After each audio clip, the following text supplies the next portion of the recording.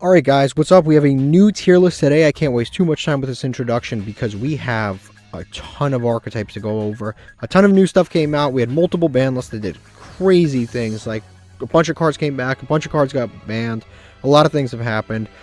This video will definitely help you sort through which cards are playable, which decks are not playable, and if you really want to improve your Master Duel experience and get a lot better at it, here's what you should do. Are you ready to take your Yu-Gi-Oh! Master Duel play experience to a new level? The Untapped GG Companion is here for you. Use the deck tracker to know exactly what cards you have in your deck, and to go over any cards you aren't familiar with yet by hovering over them.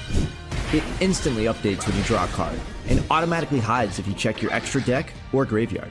This is the perfect tool to help you master a new deck.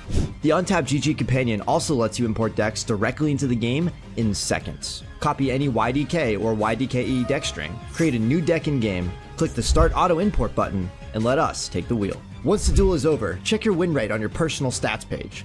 Brag among your friends and share your decks so they can import them into the game too. Start your path to master today by downloading the Untapped GG Companion at ygom.untapped.gg. Alright guys, so here's the tier list. Let's get to it. Let's not waste too much time. We've got, right off the bat, we have the Light and Darkness Dragon support. This archetype is honestly just way too small to really be playable as a single archetype. It goes at avoid at all costs. I wouldn't play this pure. It is, I kid you not, it's three main deck monsters, an extra deck monsters, and a spell card.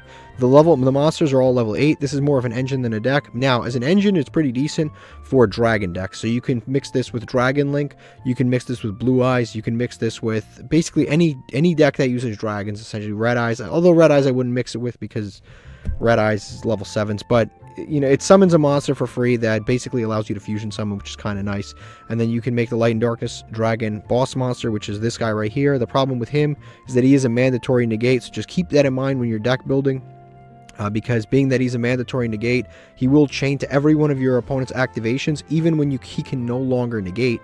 And like, let's say you have a Boar Load Savage, this card will actually chain block your opponent's monster, which is that can obviously be very, very bad. So just keep that in mind when you're deck building. But as an engine, I'd say it's pretty decent. As a deck itself, it physically is impossible to play. It's not enough cards.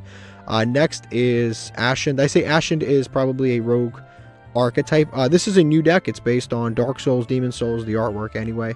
But basically what this deck does is it places field spells on your field on your opponent's field. When the field spell leaves the field, you get to search, summon, do whatever you have to do. And then on top of that, you have a monster, which is the main boss monster. You can activate it in hand, destroy your opponent's field spell, special summon the monster onto your opponent's board. When that monster leaves the field, it destroys everything on the board. It's like Dark Hole. And then every monster on the board, it's like Dark Hole. And then also the field spell again floats. So if you give them a field spell, you get to float. And then if you do not give them a field spell, you can just straight up destroy your opponent's field spell. So if they're playing a deck that their field spell is very important, let's say they're playing, I don't know, let's say they're playing Snake Eye, you can activate the field spell, you can activate destroy their field spell, and then give them a monster. If they link it away, they blow up their own board. It can actually be kind of cool. On top of that, the deck is also a fusion deck. It doesn't really do anything. It can exceed summon certain monsters, but for the most part, it's a fusion deck, and the fusion has targeting protection and card effect protection, which is nice. But overall, I'd say it's probably like a rogue deck. It's a little bit underwhelming in terms of what it can do. But it's definitely, it's there in the right direction. It just needs maybe another wave of support. I'd say it's probably like a rogue deck. Next is Gimmick Puppets. It's probably like tier 3. This deck is good on its own, but also it's got like an FTK element to it. If you open the field spell, you can FTK your opponent. It's actually kind of sad. If you open a field spell and your opponent doesn't open a hand trap, you just win the duel. You just win. So there's a solid shot where you're going to get free wins off of this deck. On top of the free wins aspect of this deck does have a fairly good grind game. Just like the raw cards, not trying to FTK your opponent, just the raw cards themselves actually have a fairly good grind game. Very easy at spitting out huge monsters. It doesn't really put like a crazy board on. It doesn't really create a crazy first turn board. But some of its spells and trap cards can actually help you like pick apart your opponent's board. So I'd say it's probably like a tier 3 deck. Next is White Forest. I'd say White Forest is probably, yeah, it's like tier 3. It's not one of the like, it's not really like I wouldn't say tier 2 or tier 1, but it's definitely a very strong synchro deck. It's one of the better synchro decks available in the game right now. It's very tough to stop this deck with one hand trap. You definitely need like 1 or 2 interruptions, because even if you ash the first card, there's always another. Even if you ash the first card, it isn't enough to really stop the deck. The only thing that's really going against this deck is the fact that Runic isn't available in Master Duel the way it is in the TCG and OCG. It's very hit in Master Duel, which is actually a good thing, because honestly, Runic is very toxic in Master Duel. But the Runic build of this is actually the best build of this. But like I said, it's just very heavily hit in Master Duel, so it makes it kind of impossible to play the Runic version. So instead, you're stuck playing with the toy box package instead. But like I said, Runic I'd say is probably a better version, but still it's a very, very strong deck. I'd say tier 3 is fair. Chimera is probably a tier 3 deck. It's a very strong deck in that it just produces a board that's kind of difficult to deal with sometimes, because you have interruptions coming from a lot of different areas. So it has like graveyard interruptions. Like their monsters in graveyard are activating when you're playing against them. They have on-field interruptions, spell trap card interruptions, hand traps. So it's coming from a variety of different areas. And on top of that, they can fusion summon on your turn, and then they can make like a Chimera, for example, and that'll pop cards. A Guardian Chimera, and that'll pop cards, let them draw. So it can be a very difficult deck to deal with, especially if you're going second against them. Next is Voiceless Voice. I'd say Voiceless Voice is like a tier 2 deck. You can make a solid argument that this is the best ritual deck in the game, or the best ritual deck of all time, but it's definitely it's very debatable. It's like this, Drytron. You have to consider a variety of decks. I'd say it's probably up there. It's very consistent. I'd say this is what this deck has about Drytron over Drytron. It's that this deck is extraordinarily consistent. It produces the same board every single time, through hand traps, through floodgates, through anything. This deck is extremely consistent with the boards that it can produce. It does them very easily. Now, the thing that I would say about this deck that is underwhelming is that the boards that they produce are a little bit underwhelming, because you end on a low, the Guardian, Skull Guardian, low. Maybe you have the trap card, and then you have maybe the barrier. Barrier protects a little bit. The trap card can pop. This guy can negate. And then you have hand traps in hand. Maybe Cerebus if you were able to special summon it. If not, you can protect a monster from targeting on the field. So either way, the boards that it produces are extremely consistent, but what it produces is like, okay, it's like 3-4 interruptions. Which, again, 3-4 interruptions, trying to go second and dealing with 3-4 interruptions, you're going to lose. But if you're looking at that, there are a lot of decks that can, well, there are some decks that can play through 3-4 interruptions. So I'd say it's probably like around tier 2. Next is Ritual Beast. I think Ritual Beast is actually underrated. I think this could even potentially be higher. It's a tier 2 deck. You could even argue it's higher than this. I'd say that this deck is very complex to play, and it's very, very skill based, very complex to play. The combos take a long time, so you're going to be timing out, especially when you're first learning the deck. It is a very difficult deck to play. It's a fusion deck, but it's like it's one of those decks that like kind of like cheats out fusions. Not like, it's like contact fusing.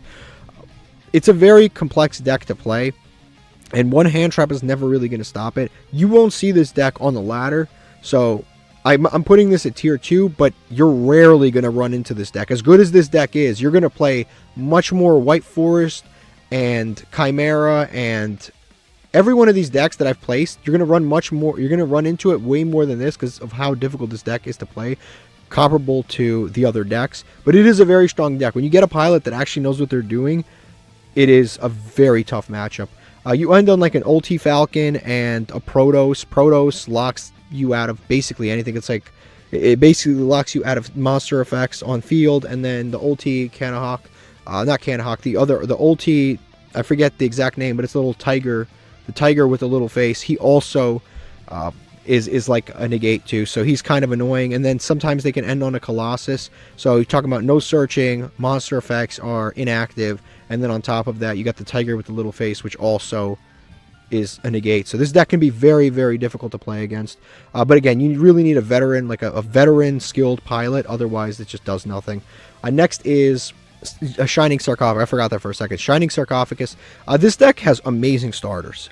It's a rogue deck. It has amazing starters. Ties That Bind, insane card. Like any other archetype, and it's a broken card. Ties That Bind is great.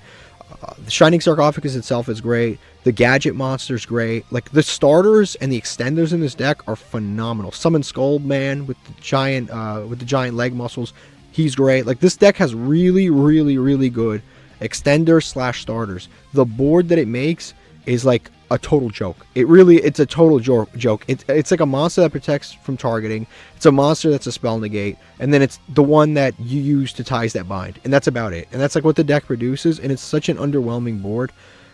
That is like the raw board. Sometimes they can extend past that, but most of the time it's going to be that board, and that board is just absolutely not enough to do. And like it's not enough to beat a lot of the tier 3 and above decks.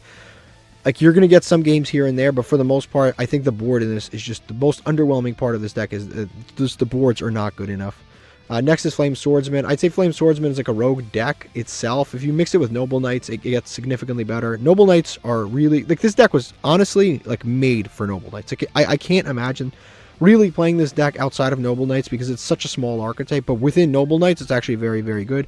The new main deck monster that they have, it searches on summon. When it leaves the field, it sends. When it sends, you send the Salamandra. When Salamandra's sent, you can add an equip. Like, this, it's really, actually really, really good because it's phenomenal for the Noble Knight engine. It's like absolutely phenomenal for the Noble Knight engine. So I'd say it just makes that deck better. And it doesn't really, like, on its own, I don't think you could possibly play it. Next is Tenpai. Tenpai got hit pretty badly. Like, the last 2 ban lists have basically been ways that they've come up with banning Tenpai, honestly. So, Tenpai lost a bunch of going second weapons, like Psy-Frame and Lightning Storm. That was the first ban list. And then the second ban list was an actual ban list against Tenpai. They limited Chandra, they limited the field spell. That's a problem for the deck. It loses some of the recursion of the deck because now if you don't OTK, you probably will lose. You have to really rely on the green one. The other thing is Chandra is the best card in the archetype. If your opponent imperms the Chandra, but like as soon as you start the battle phase, imperm on the Chandra, you probably lose that duel because the number one, it's your only tuner. You only have one of it. The only other tuner is the monster that special summons itself when you add it to hand. So you really only have one tuner outside of that other monster, and the tuner's at 1 now. Chandra also is the one that lets you special summon from the deck. So it just created a real serious fragileness to the deck that, you know, it's very hard to overcome. Now, the one thing that I will say is it's still tier 1 because most of the time you can play through that singular thing anyway. You're playing so many board breakers, hand traps, etc., etc. Most of the time, if your opponent imperms your Chandra, you probably lose anyway, so it doesn't really actually matter. It's the same situation. It's very rare that you went through like 3 Chandras. It's very rare. It really is. It's very rare that you would go through 3-4 Chandras. Like, you're not going to go through 3 Chandras. So it doesn't really negatively impact the deck as much as you think. Most of the time you summon that 1 Chandra and you will be able to win that duel anyway because you probably have dealt with most of their hand traps and stuff like that. Now, you could even consider playing Red Reboot now that Chandra has been limited to 1 just to make sure that you don't lose to Imperm. But again, that's a call on your part. I probably wouldn't, but that's something you could definitely do. The thing with this deck is it is the greatest going second deck of all time, easily. I've said this before, Konami can make any deck they want good tomorrow. This deck is 9 cards. The entire archetype is 9 cards. That's nothing. The entire archetype is 9 cards. 2 of those are in the extra deck. 9 Yu-Gi-Oh cards. This deck is better than Heroes. This deck is better than Performer Pals. This deck is better than all of those gigantic archetypes that have like 100 and something cards. This deck has 9 cards, and it's better than almost every single deck on this list. And almost every single deck on this list has more cards than Tenpai. Konami can make any deck they want good whenever they want to, and that's a perfect example with Tenpai. They realized that it's hard to go second in Yu-Gi-Oh, and they just gave him a bunch of broken cards, and going second was the best option in Yu-Gi-Oh in Master Duel for the last like 2 months, 2 to 3 months, and now of course it did get hit, but it's still probably one of the best decks. Melodious Divas is a tier 3 deck. It's actually a pretty good fusion deck.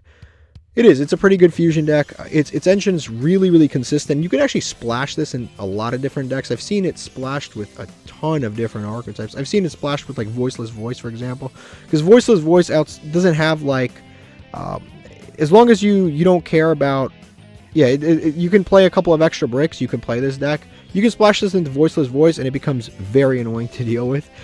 Because, again, it's like, Voiceless Voice doesn't commit anything in the extra deck, so you just have a couple of extra... As long as you have a few extra deck slots, you can basically splash this into pretty much any deck. As a pure deck, it's still very good. You have all of the protection, targeting, battle protection from the old Melodious Diva cards. From the new Melodious Diva cards, you just have a bunch of advantage that it produces. So I'd say it's probably somewhere around tier 3. Next is Yubel. Yubel is a top deck.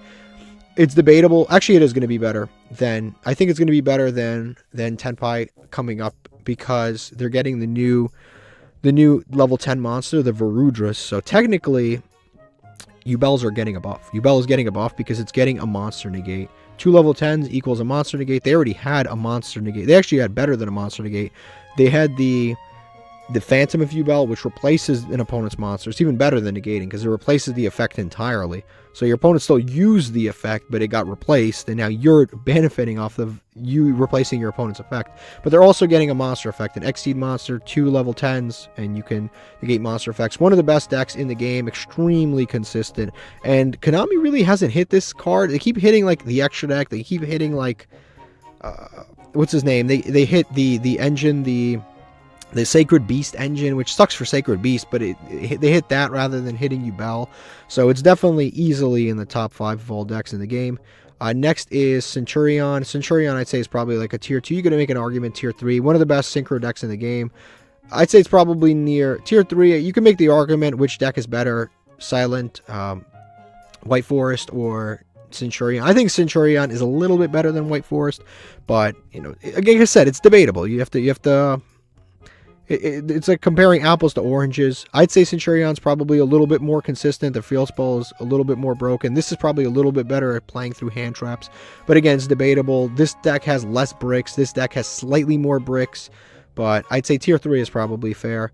Next is Shino Birds. Shino Birds are a rogue deck. It is a going second ritual deck. It's quite good. It doesn't really mix with a lot of ritual cards because the big advantage of this deck is that it has non-targeting removal. That's number 1. Number 2 is that it can summon the Amato Iwado, which is still at 1 in Master Duel, but you can summon it, and then you basically, once you summon Amato Iwado, you win the duel, because no one can activate monster effects that aren't spirit monsters. All your cards are spirit monsters, theirs aren't, and you win the duel.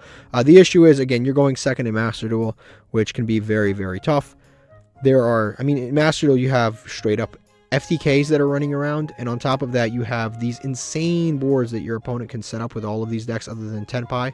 You can set up some outrageous boards, so sometimes it can be really tough to play through those boards, and on top of that be able to successfully ritual summon. So that's probably the biggest issue with this deck.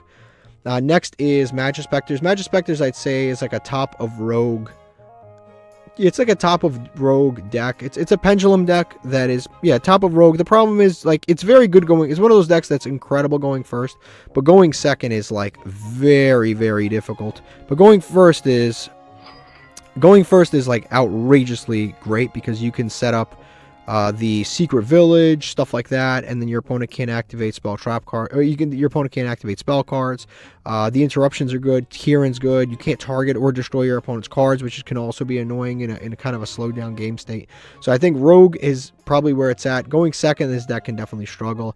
Watts is definitely consider building something else. This is an archetype that just basically the idea here is to just attack directly as much as possible. You attack directly, synchro summon, and you keep attacking directly, and then you win. It's a kind of playstyle that is very, very outdated in Yu-Gi-Oh! Today. You don't really have direct attackers. Back in the day, you used to have those monsters that were like 400 attack, and you could just like attack directly. You could maybe like attach an equip to them and attack directly, like put a Horn of the Unicorn, attack directly. That playstyle is completely dead. This is one of those decks, they can't make this deck too powerful. Because this deck, if Watts become too powerful, you can just attack your opponent and win, and then there's very little that your opponent can do about it. I wouldn't recommend really playing the Watts. I can't even say that there's better OTK decks. I'll say that. There's better going second decks, Tenpai, stuff like that. But I wouldn't even say that there's a better direct attacking deck than Watts that exists out there. Next is Element Sabers. This deck is absolutely atrocious. Maybe one of the worst archetypes to ever be released. There's almost zero upside to it. It doesn't have, like, you know how I said that I talked about a deck earlier. Okay, Silent, I spoke about the Sarcophagus deck earlier, and I talked about how it has really, really good extenders and starters. This deck has like no extenders, no starters. That's the problem with this deck. It requires you to have all these cards in the graveyard already, but like how the deck doesn't give you a way to put them into the graveyard. But you have to have all of these extenders, starters, etc., but no way to get them there. And the deck just becomes okay when you actually put things into the graveyard rather than actually good. So Element Sabers are definitely an avoid at all costs. A lot of noobs fell for this when Master Duel first came out. When they came out and they had the solo mode, Element Sabers, they probably built this deck and realized very quickly how terrible it was. Next is Fire King. Snake Eye Fire King. I'd say this is probably the best deck in the game. It's probably the best deck in the game. Despite getting hit multiple times, it is still extraordinarily consistent. The only card that the deck has one brick, and it's Poplar. That's it. Like, you don't want to open Poplar, because if you open Poplar, you can't search it, summon it, activate effect. You can't do that if you open it. So that's probably like, it's a soft brick, because you can just summon, you can just normal summon Poplar and still get the same effects off. Snake Eye Ash is at 1. Again, it's you know, it's kind of like Ash Bait or Call by the Grave Bait, but even that's debatable. But yeah, like I said, tier 1 probably as a pure deck. Yeah, like I wouldn't really recommend playing Snake Eye pure. Snake Eye or Fire King pure. These are two archetypes that are very, very good together. You could definitely get away with playing Snake Eye pure and Fire King pure, but these two decks work extraordinarily well together. Next is Memento. Memento is probably like a tier 3 deck. I've seen some really, really cool builds with this do a lot. You do catch it in top 16 here and there, and that's why tier 3 is like where I keep. Actually, it's rogue or top or tier 3. This is one of those decks you can see sometimes in top 16 here and there. You can splash it with a lot of different engines. It's very good with Fiendsmith, but Fiendsmith doesn't exist in Master Duel. Yeah, I'd say it's probably somewhere in rogue. You see it represented here and there. Like once in a while, you'll be in a tournament like, oh, top 16 Memento. Like it's a very strong deck once it gets going. It even has great extender, starter, stuff like that. It has a good boss monster. Like this deck does a lot. I'd say it just doesn't do as much as like a Snake Eye Fire King or a Tempai or stuff like that. It just doesn't do as much as some of these other decks. But it is actually pretty cool in terms of, it's kind of like, it's not like Gold Sarcophagus, like in terms of playstyle, but it's like Gold Sarcophagus where like its engine is actually better than its end board. Whereas a lot of these decks have good engines and end boards, and that's why it's a little tough to compete with this. Next is Evolazar. This is probably considered building something else. This deck is really not that great on its own, but if you're building like in a dinosaur deck, a lot of these cards are really good, but I wouldn't recommend playing this on its own. Next is Horus. Horus as a pure deck. Horus is very difficult to grade. It's extremely difficult to like rank, because as a pure deck, I'd say it's a rogue. You can even make the argument it's tier 3, but it's probably like at the top of rogue. It's a pure deck. I've seen builds where they just play the Horus engine, and then if you're playing it pure, I've seen people play the Horus engine, and then they play a bunch of, like, let's say, for example, Floodgate. They'll play Floodgates and the Horus engine, and it's actually really good, especially if they go first. They summon 4 monsters that are all, like, between 2400 and 4800 attack, and they flip like a skill drain or something like that. What are you gonna do in that situation where they flip there can be only one, or they flip I don't know, like the Power Stone Sink, or they flip like one of the many floodgates in this game, and you're just staring down these gigantic monsters you can't play, and you end up scooping. Or they have other nefarious tactics, like they can special summon the 4 Horus monsters, haven't committed a normal summon yet, tribute one of them, and then summon like Vanity's Fiend, or Vanity's, what's that thing called? One of the other Vanity's Majesty's Fiend, or something like that, and then you can't activate monster effects, or you can't activate spell trap card effects.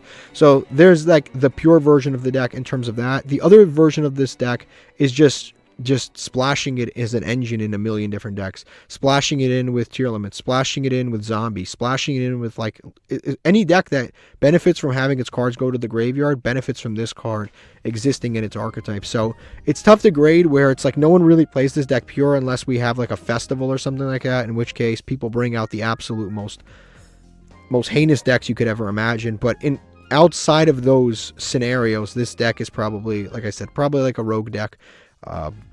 That'd probably be like a fair place to put it. Next is Volcanics. This is another rogue deck. You can actually splash a little bit of Volcanics into Ashen. Volcanics as a deck is actually quite good. FTKing your opponent is actually pretty good. If your opponent doesn't draw a hand trap, you will FTK them. I would say the only issue with this deck is, number one, going second's a little tough, and then also, not only is going second a little bit tough, but this deck doesn't like produce negates. This deck has one monster negate. It comes on a trap card. And that's about it. It has one monster negate. It's a searchable monster negate. Outside of that, the only thing this deck really does is the Lord, the Emperor. Every single time your opponent summons, you burn them for 500. Like, okay, that's kind of cool, right? Burning your opponent for 500 is kind of cool every time they summon, but usually that's not going to end the game. So, other than one singular type of negate, going second's a little tough, and sometimes you're bored. If you get hand trapped, you don't FTK, you can actually just end up losing. Valmonica is probably like a rogue deck. This is one of those decks, like, you know, people say like, oh, this deck is just one wave of support away from being good. This deck had like 4 waves of support. I know it doesn't look like it in Master Duel, because in Master Duel things get released one big package, but in the TCG we had it released and then support like 4 times over, and it still is just very, very underwhelming. It's got, again, great starters, but it doesn't really end on anything crazy. Every time I play against it, it's just like Baguska pass or like a rank 4 pass. Like, it's never anything insane. And then their engine's pretty decent, but most of the time it's like 3 hand traps and a Baguska, and then they just pass. And then their engine is kind of cool, but with their pendulums, and they screw around with their own numbers, but like other than that, the deck is just, it's not there. Next is another package, the full armor package. Again, it's tough to grade packages. As a package, pretty good. You have to, if you play an Xseed deck and you have some room for some extra deck cards, you can play this card. So if you're playing like Goblins, or if you're playing Time Thief, or you're playing like any rank 4 deck or rank 3 deck, even better if it's a rank 3 deck, or like something like Burning Abyss, if you're playing or Phantom Knights, for example, if you're playing one of those decks and you have some room for some extra stuff in your extra deck, this engine's phenomenal. If you do not, then this deck can be a little bit of an issue. You need to play some bricks in your main deck and some bricks in your extra deck, and then you have access to the engine. The engine's very good. You can steal your opponent's monster.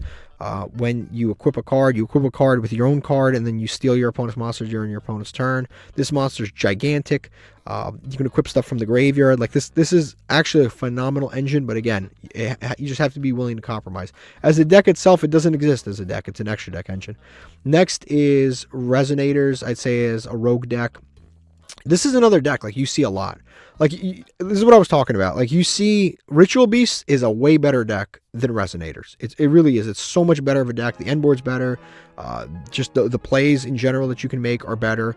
But you will see this deck 100 times before you see this deck once. This deck is so popular on the ladder. You see it over and over and over, and you'll see this maybe once in the time you see this 100 times, because it's about popularity on the ladder. So sometimes the best decks aren't even really represented because not a lot of people play them. But when you actually go to tournaments, this deck is definitely there and very much represented. But Resonators are very good. It's a synchro deck. You can mix it with Bystials.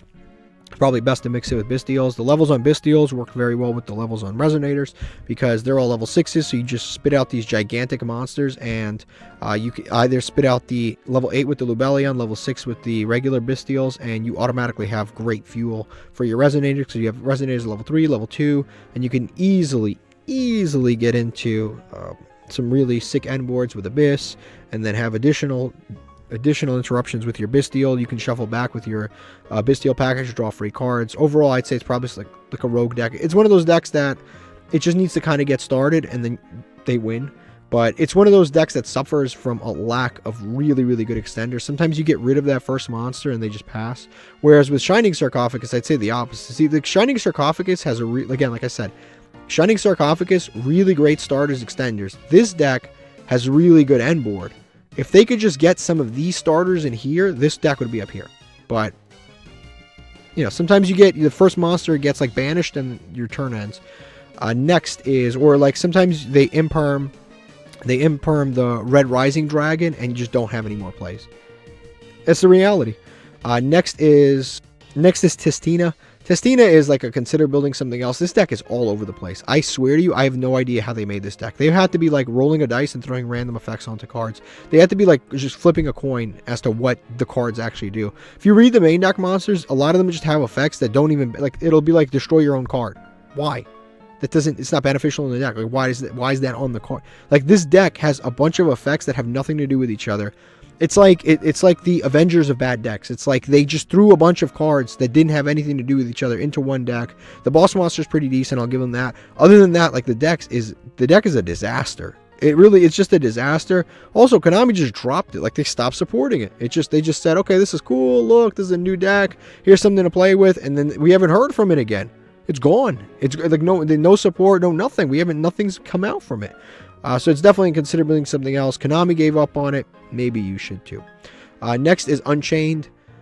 Unchained is a good deck. I'd say it's probably like tier 3 pure Unchained. Unchained has become an engine, which is kind of sad because it's actually a very good deck. So Unchained is both a good deck and it's a good engine. This is a better as an engine than it is a deck. This is definitely better as an engine than a deck. This is actually both good as an engine and a deck. As a deck itself, it's a tier 3 deck. As an engine, you can play it in a million things. Labyrinth. You can play it you do play it 1,000,000% in Yubel. Without the Unchained engine, Yubel is significantly worse. It really is. So even if no matter what, this deck is going to be represented in the top 10 decks because it will always be in Yubel. Same thing with Labyrinth. It's in Labyrinth. So it'll just be represented no matter what. Again, this engine is just very good, but also as a deck itself, it's one of the most resilient decks ever. Like, it just keeps, you destroy a monster, new one comes out. Destroy a monster, new one comes out. It's endless. Next is, I guess I did put Snake Eye on here. So Snake Eye is a little complicated. Okay, so I should review these differently. So Snake Eye Fire King is probably up here. It's tier 1. Fire King is probably somewhere at the end of tier 3. It's a very good deck, but it's not quite as strong without the Fire King cards, because really, you summon out the little level 1 chicken, but it's not quite enough because you want to go into the Snake Eye cards, let's be honest. And then Snake Eye as a pure deck, I'd say is probably like tier 3. But when you fuse these, right? And you fuse these like in Dragon Ball Z, you fuse these, it ends up being the best deck in the game because the two engines work extraordinarily well together. And I've already discussed this previously, so there's no point for me to go into it. I'd say it's a tier 1 deck, maybe the best deck in the game. Next is Battling Boxers. This is like a rogue deck for sure. It's a rank 4 deck that I'd say is just okay. It's kind of like a going second deck. Again, it's just kind of like an okay deck. It's nothing crazy to write home about. I wouldn't say that there's definitely better decks than this in terms of rank 4 decks, but the whole point is you make rank 4s and go second and just make one really, really big monster, punch your opponent and win. Next is TGs.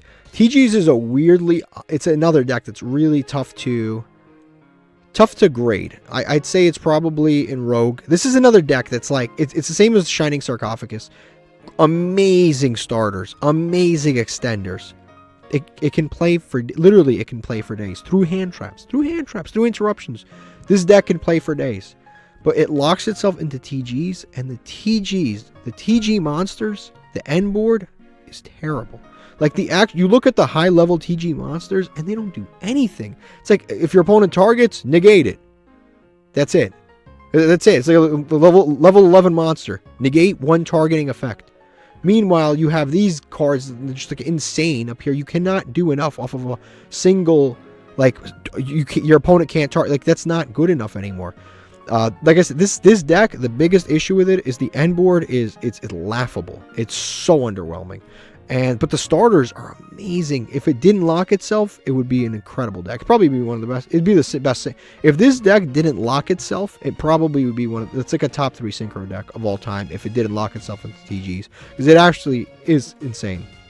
Next is Paleozoics. Paleozoics have had an interesting arc.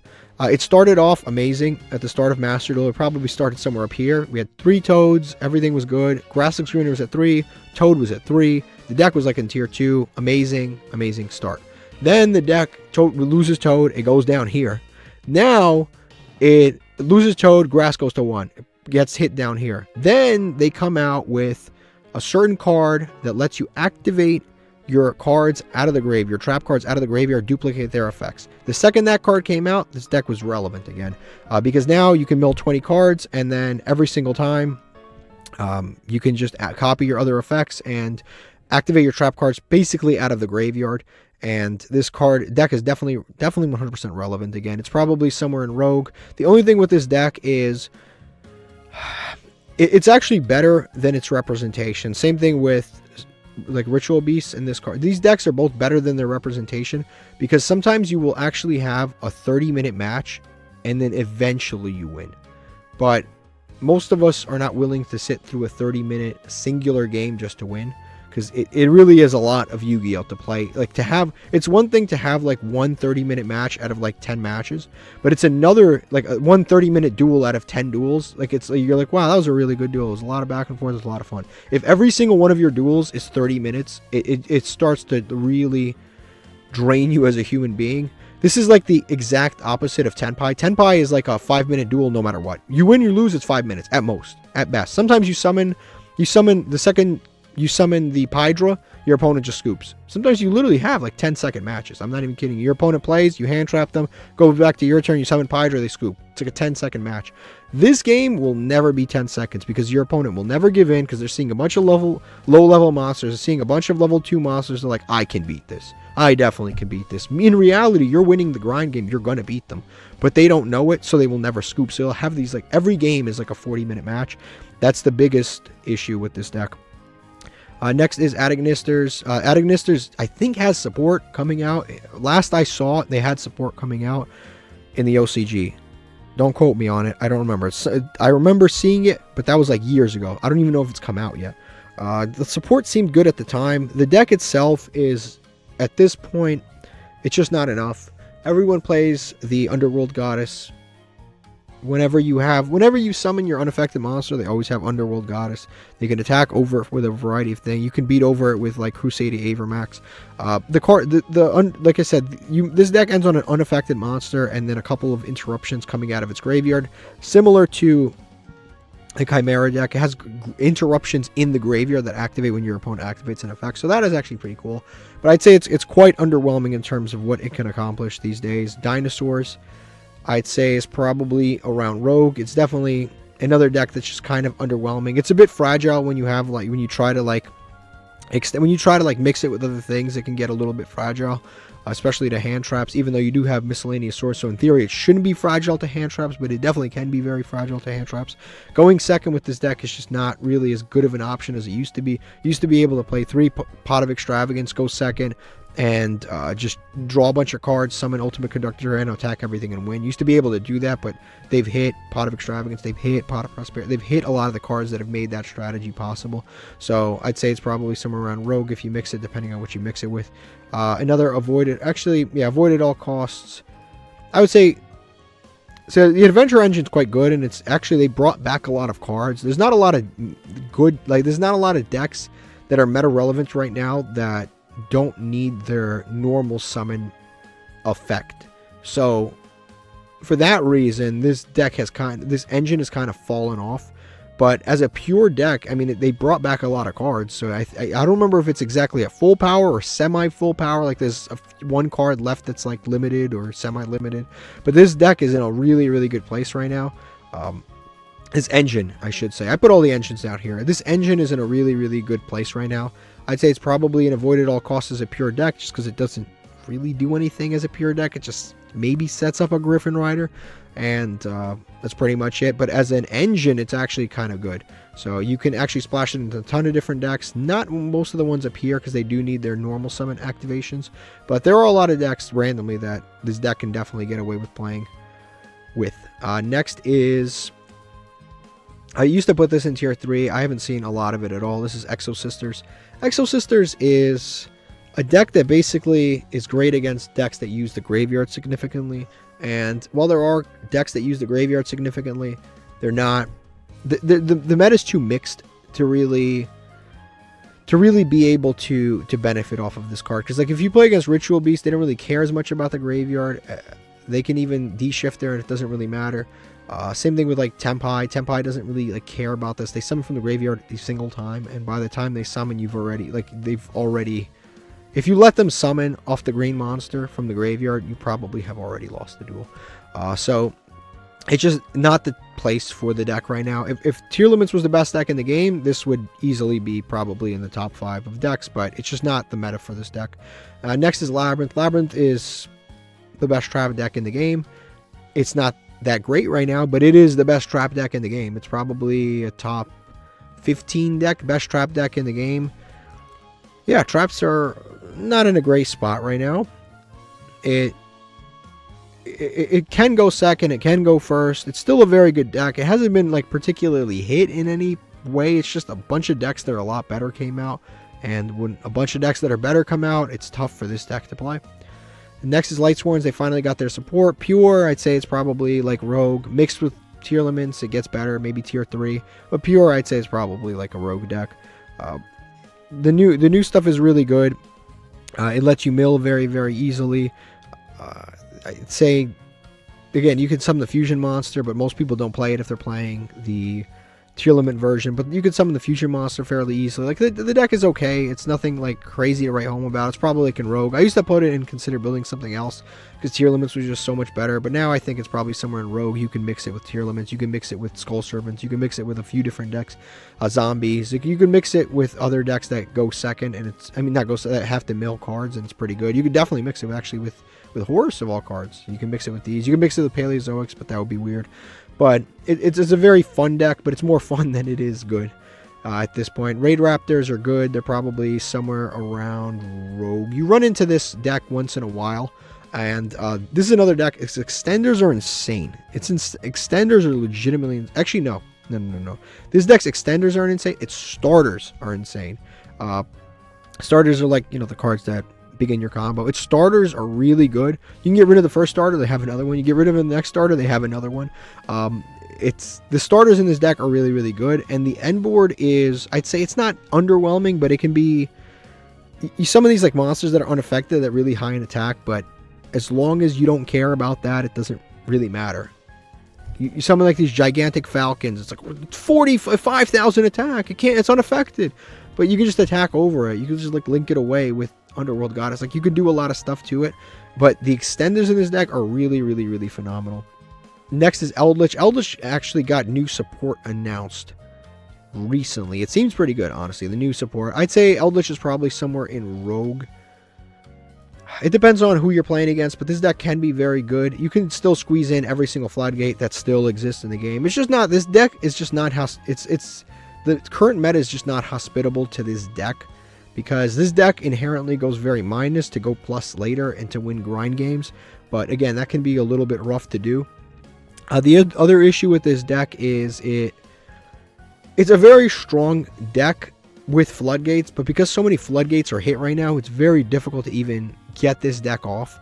So I'd probably say it's somewhere in Rogue. Wait for the new support to come out, but it's definitely kind of like a one-of-a-kind deck. There's not really another continuous trap deck. The other beneficial thing is some good continuous traps have actually come out recently. So continuous trap monsters, I should say, have come out recently. You can play the White Rabbit engine, but the problem is the White Rabbit engine, while it's a very good card, it doesn't really benefit being played in Eldritch, because it's not like Eldritch summons monsters very easily. So it's not like Eldritch can actually go into that White Rabbit and then set like Conquista. Like, you can't do that because Eldritch doesn't really do that. So while that card is very good for this archetype in theory, it doesn't, in practice, it doesn't actually benefit this deck. Beat Troopers is a decent deck. It's like in Rogue. Recently, Beat Troopers didn't get support, but the Battle Wasps got support, which does help Beat Troopers in a certain sense.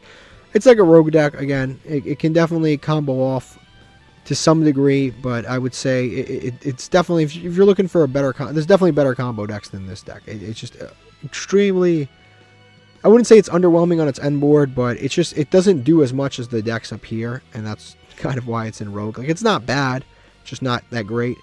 Goki is one of the best Link decks ever, but unfortunately Links are just not in the greatest spot ever.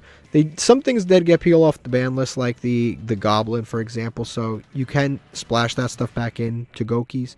But again, Gokis it's a shell of its former self. The reason it was so good is because everyone had to use Master Rule 4, so it just shined when everyone else was kind of nerfed. But now that Master Rule 4 is gone, it's just not as good as it used to be. Monarchs are definitely, I would say it's probably like, it could be in consider building something else. There are 2 decks that are Tribute Summon decks that are just much better than this, and they are True Draco and Flundereeze, both of which are just better. Now, I will say this deck is going to get better. Now, I will say this deck has a more interesting playstyle than like True Dracos, for example, because it doesn't rely quite as much as on Floodgates. It uses still the Monarchs Erupt and stuff like that, but honestly, I think True Dracos are even better at using Monarchs Erupt than this deck. The Field Spell is also very good in this deck, as it can lock your opponent out of the extra deck. So once this is one of those decks, it's like Rogue, honestly. It's probably like Rogue, because once it sets up, it pretty much wins against most decks, but if it has trouble getting to that setup, it probably loses. DDDs is another deck that it's a high skill deck, kind of like Ritual Beast. It's a high skill deck. The issue with it is, despite all of that skill, it doesn't produce enough. It really doesn't. It doesn't produce enough, and it is a little bit, I'll be honest with you, it is a little bit fragile when you're setting up your board. That Gilgamesh gets negated, it's over. It really is. If you lose Gilgamesh, you lose the duel. Like it can be really frustrating when he gets stopped. And then on top of it, Gilgamesh locks you. If he locks you, you can't even make the old DDD plays that you used to be able to make with like Crystal Wings and stuff like that. That's all gone. You need to go through Gilgamesh. Familiar Possessed is terrible. It's atrocious. One of the worst archetypes ever. It's just very, very underwhelming. It doesn't really produce, I would say, much of anything. I would say, yeah, it doesn't really produce much of anything. It's just kind of like a bunch of floodgates and girls that are 1800 attack, 1850 attack, and then you got to hope that the floodgates sit. Neos as a pure deck. This is not Heroes. This is Neos as a pure deck. We're still waiting for Air Neos. Where is he coming? When is he coming back? We want to see him. When is Air Neos coming to the game? Can anybody tell me? I hope we find out one day. Avoid at all costs. Fortune Fairies. These girls are bums. They don't do anything. The deck is literally one of the worst archetypes of all time, other than the Synchro Monster, and the Synchro Monster is just okay. The Synchro Monster is the Fortune Fairy that is just an okay card. Every other card in the archetype is absolutely underwhelming. You can't do anything with them.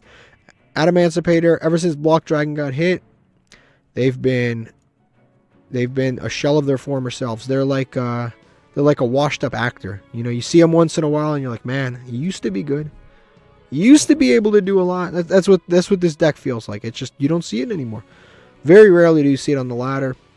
It's one of those like classic combo, end on 4 negates type of decks, which have, to a large degree, kind of faded into obscurity recently. Crystal Beasts is one of the better anime decks, I will say. Like, you don't see a lot of anime decks. I guess technically Yubel's an anime deck. But other than Yubel, you don't see a lot of anime decks appear. Actually, Chimera technically is an anime deck. But Crystal Beasts are one of the better anime decks because they really don't brick like that. And they can basically... They play similar to Velmonica, not in terms of like the things that they end on, not the things that they do. You can play basically every single floodgate in the game with this deck, with the exception of maybe Skill Drain. You can play every other one. There can be only one. Everything else, you can play on every single floodgate. You can play. You can make a Baguska. You can blink and there's a Baguska on the field. Like, it's so easy. And then its spawns and trap cards are actually quite good. So I'd say it's probably, in terms of there's a control variant of that deck, very easy to play, very consistent, and then there's the combo version of the deck, and it's less consistent, but it ends on like the huge Crystal Beast monster, and then he can like shuffle everything back. He's actually really good, but again, it's tough to get to him. So depending on the variant, say it's probably somewhere around Rogue. Tunes are just underwhelming. They really need support. Tunes are literally better splashed in Sky Striker than they are in themselves, and even then you wouldn't want to do that in Sky Striker. But yeah, Tunes are very underwhelming. Their best card is their Field Spell, and the best thing that it does is just protect. That's it. Like, the deck is just extraordinarily underwhelming. Pendulums as a pile, it's probably like it's like a tier 3 deck. There's not a lot of it right now, but the new Supreme King stuff is absolutely insane. It really is actually really good. Again, you can just kind of... The problem with Pendulums is you can struggle going second. If they can interrupt you from getting your scales right, it just kind of destroys you. So I'd say it's probably in tier 3, only because it's so tough sometimes to go second with this deck. Next is Heroes. Heroes, this is like Omni Heroes. We're talking all the heroes possible. It's probably like a tier 3 deck. You still have very good cards in this deck, like Phoenix Enforcer still available. You still have Darklaw, which is a really, really good card to end on because he's just, everything that leaves the field gets banished. It's really good. You have the new hero stuff that can pop stuff on your opponent's board during your opponent's turn. You can fusion summon and pop stuff. Like, this deck definitely has some really incredible cards. They are getting new support. The new evil hero stuff is coming out. I don't know how good it's going to be in Omni Heroes, but it's definitely going to be fairly good. Shaddoll is pure. I would say this is definitely rogue. I wouldn't say it's avoid at all costs. It's just kind of like a washed up. It's like a washed up fusion deck. It used to be really good, but compared to other fusion decks of today, stuff like this, stuff like even Melodious Divas, which is kind of crazy to think that we live in a world where Melodious Divas are better than Shaddolls. It's crazy to even think about, but it is. It's a better fusion deck. Yeah, Shaddolls are just kind of washed up. I have seen people splash Winda into random decks. Like, I've seen people splash Winda into various like Dogmatica packages. But overall, I'd say it's more of an engine now than a real deck itself. Blue Eyes is somewhere in Rogue. Blue Eyes is decent right now. You can experiment with the Light and Darkness package. Blue Eyes is actually kind of decent, but I wouldn't. Again, Blue Eyes is in a very odd place right now where it's not really a phenomenal deck. I would wait till the new support. Once the new support comes out, Blue Eyes is legitimately going to be like up here somewhere. So if you're a Blue Eyes player, don't stress out too much. Things will get better before they get worse. Next is Wind-Ups. Wind-Ups is a deck that technically have full power, but other than the hand loop, they really don't have anything too exciting to really bring to the table. So it's probably somewhere in Rogue. Wind Witches are, consider building something else. They're a synchro engine, a wind synchro engine that basically ends on a crystal wing that used to be good enough. That is no longer good enough. It is not 2016 anymore. It's not 2017 anymore. Summoning a crystal wing and setting 2 cards in a hand trap is not enough. Consider building something else. Phantom Spirals, still to this day, one of the best budget decks to ever come out. The only thing it's really waiting on is maybe the Primite cards. The Primite cards are pretty good in Phantom Spirals. The biggest problem with Phantom Spirals is just if you don't get access to the field spell, you just lose. And the field spell is everything. Yeah, you don't get the field spell, you don't win the duel. It's physically impossible. Because all of your advantage comes from the field spell, your searching comes from the field spell, everything comes from the field spell. If you don't get to the field spell, you lose. Terraforming's at 0. Metaverse is at 3, but you can lose to an Ash if your opponent metaverses. If you, there's just like, if you don't get to the field spell, you lose. I don't even have to go into more of that. The field spell is extremely important to the deck. This is Infernoids. It's a rogue deck. You see it once in a while. Again, it's a deck that has to go second most of the time. And if you're going second, you really have to consider, like, this is a Fire Fiend deck, this is a Fire Dragon deck, and this is a million times better going second than this. The cool thing about this deck is that, you know, it mills and then gains additional effects. So cards like Reasoning, Monster Gate, etc. become even better in this deck. But again, going second can be tough in Master Duel when your opponent has set up like 6 interruptions and can summon on your turn. It can be really difficult to go second when you don't have mass removal and hand traps and stuff like that. Next is Subterra. I'd say Subterra is like a rogue deck. It's okay. It's the best flip monster deck that has ever come out in the history of the game. Probably the best. Yeah, it is the best flip deck. I mean, you can make the argument with Shaddolls, but this deck actually, Subterra's actually flip more than Shaddolls. Shaddolls are more of just a fusion deck, and then they go, oh, we're flip monsters. They rarely do you actually flip them. This deck actually legitimately does flip, but with a lot of the floodgates getting hit, it's made the deck significantly worse. Now that Dragoons come back, though, Dragoon coming back makes this deck a lot stronger. But again, I haven't really seen this deck really high up on the ladder. It's definitely worth experimenting with. Dragoon really makes this deck significantly more powerful, because what this deck can do is you can activate Red Eyes Fusion, and Red Eyes Fusion prevents you from summoning monsters, but you can set Guru and then flip Guru with the field spell and then search. So you can cheat around the fact that you can't summon under Red Eyes Fusion. So it's one of the better decks to use with Red Eyes Fusion. I want to see more experimentation with that. I might actually end up being like tier 3 depending on how things go. Next up is Spirals. Spirals is like a rogue deck. It's a very kind of like a classic link combo deck. It's one of those decks that just goes on and on and on. The board is, again, it's one of those decks you just don't see that often. It's not that bad. I'd say it's probably in Rogue. It can beat a lot of the top decks. It's just no one really. It's fully unlocked pretty much, and it even has the new card, the Spiral. It's not it's not Super Agent, but it's the agent that you summon on your opponent's board, and then it tells you what card your opponent has on top of their deck. I forget what it's called, Double Agent, but it's a cool play on words. It's a cool card. I'd say it's probably like a rogue deck. Battery Mans suck. Don't play them. They just don't do anything. The only good card in the entire archetype is Battery Man Solar. Everything else sucks. Altergeist has received new support recently in Master Duel. Maybe like 2 sets ago they had new stuff added, but I just don't think any of it's really enough. Again, it's a trap deck. It's slow. It's kind of stuck again in that kind of like Link 4 area, in that Master Rule 4 area. It was good because every other deck in Master Rule 4 was nerfed, but now that they've been unnerfed, the deck is just not as strong. And you'll see that happen with a lot of these decks, like Spirals, Altergeist, Goki, and a lot of other kind of like Link era decks. Once you look at them, you're like, okay, it's very underwhelming. When they're very underwhelming when you take the restrictions off of every other deck. Next, we've got Black Wings. Black Wings are decent. It's like a good synchro deck. I think it's somewhere in that area. It's somewhere in the general area of like all of the 5Ds decks. Funny enough, are kind of in a similar area. Like Black Wings in terms of power. Black Wings, Resonators, and Synchrons, for example. They're kind of in a similar span where they're like, they have some decent starters, they have some decent extenders, they have a decent end board. I'd say out of the 3, Black Wings probably have the least good end board, because Resonators have a better end board, but Black Wings have better starters. Black Whirlwind's really good, the starters are really good, Simoon's really good. It is a little fragile because if they negate the guy with the pants, I forget his name, the funny looking guy with the pants, if they negate him, it can really hinder your plays, and you can end on pretty much just that one monster that's unaffected by everything, and that's it. Yeah, this deck just suffers from an end board that really isn't as great as some of the others. Next is Gravekeepers. Gravekeepers are just okay. It's a deck that pretty much has to go first. If you go second, you have to play Tekken like options like Super Poly. Super Poly is kind of a weird card because you play against certain decks and it has nothing. It does nothing against certain matchups.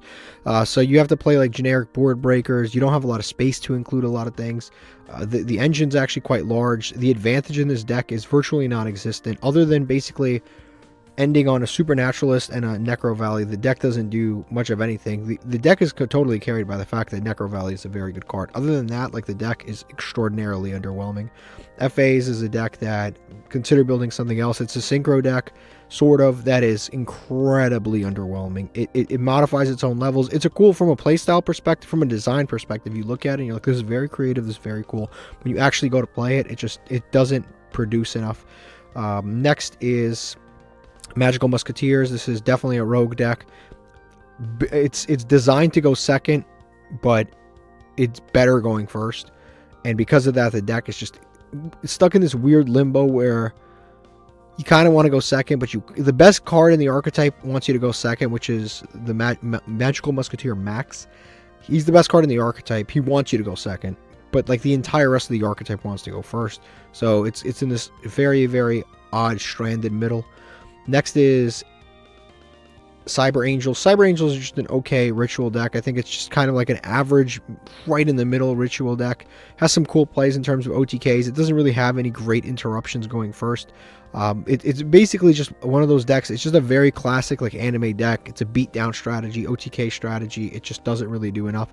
Not enough interruptions, not enough negates, nothing of that nature. So it's definitely in consider building something else. It just absolutely gets destroyed by virtually every single other ritual deck, and certain ritual decks can tech in their best cards like Drytron. Pure Time Thieves is a very low rogue deck. It is really missing. It's probably one of the most fair decks in the entire game of Yu-Gi-Oh! I've never seen a deck that is that fair. It's just like you don't actually have any negates whatsoever. Like, you actually technically you have a spell trap card negate, but you have to have Time Thief monster on board. You have to have a Time Thief Exceed monster on board. Like, every single card is written so fair. If every archetype was like Time Thief, we would have a better game. But because not every archetype is like Time Thief, Time Thief isn't that great. So, yeah, like I said, it's extremely fair, balanced, great gameplay. If you play against another rogue deck, you can have really fun games. But this deck is not competing with some of these higher tier decks. After that, we've got this is Dragon Link. Dragon Link is pretty good. I'd say it's probably like tier 3 right now.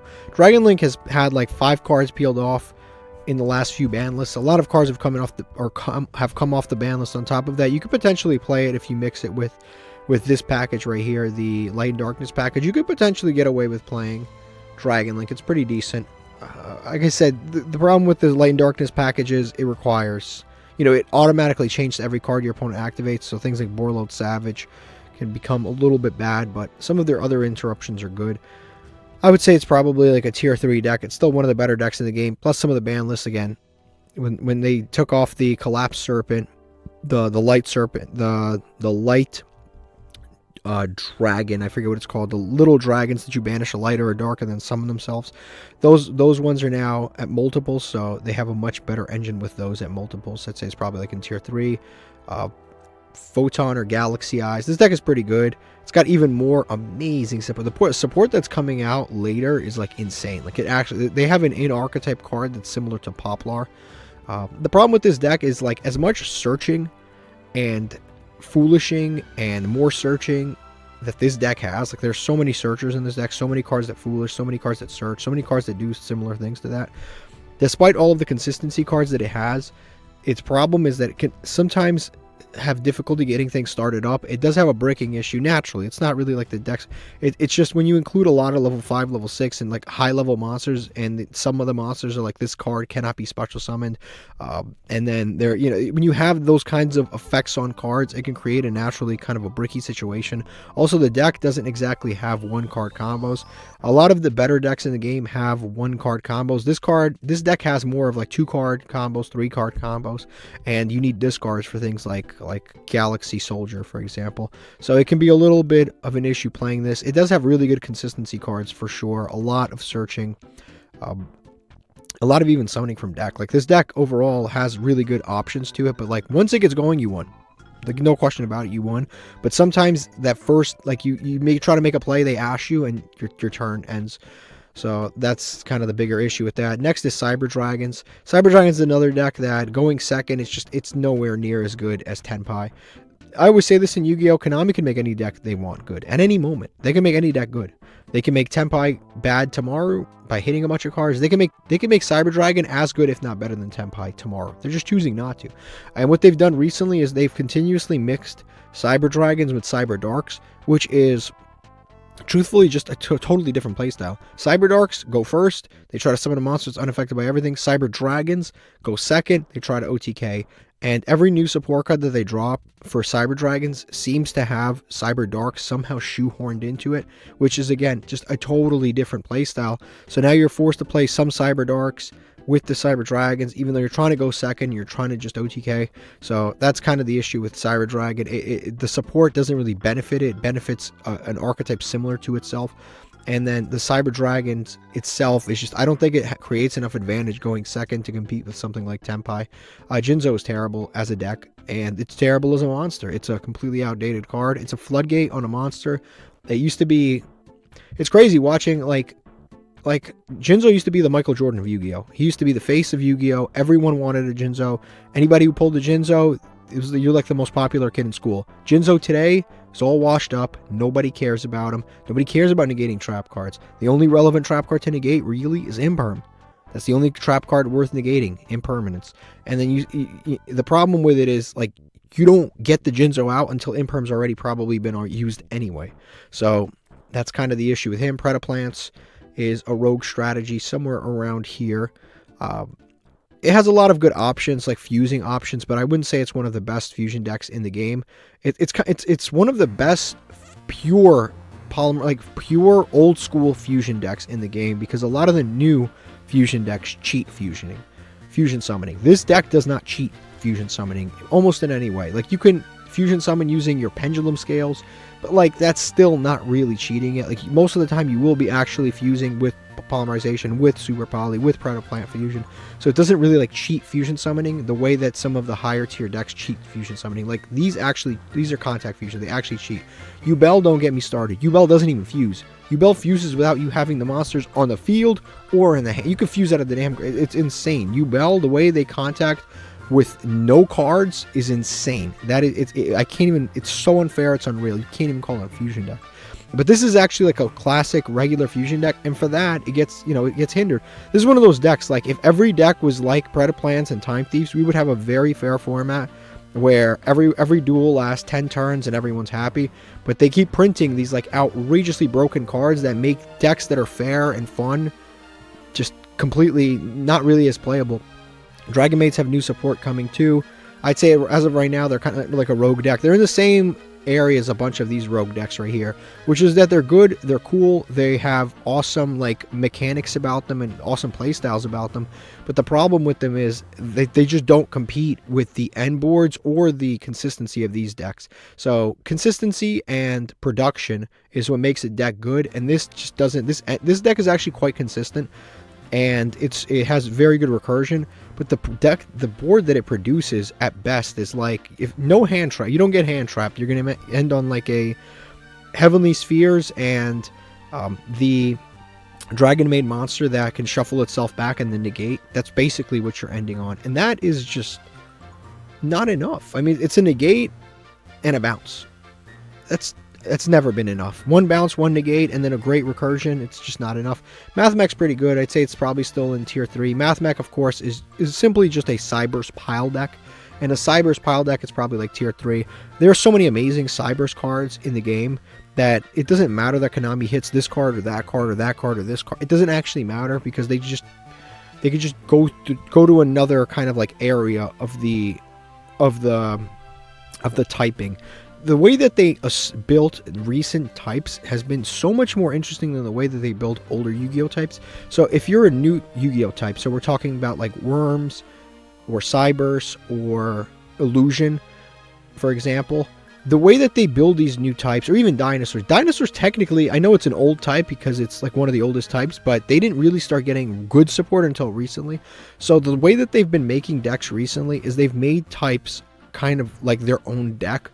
And Cyberse benefits from having most of their cards that have come out all be relatively new, so they don't have like all of these old shitty cards that are just like field spells that just say like, oh, all warriors gain 500. Like that doesn't exist for Cyberse. Cyberse has cards that are all kind of like modernish, so they're all good, so you can just sprinkle in new Cyberse cards and it sort of works out as a Cyberse pile deck. This is no longer just a Mathmech deck. Like I said, it is a Cyberse pile deck. You're playing Parallel Exceed, only 2.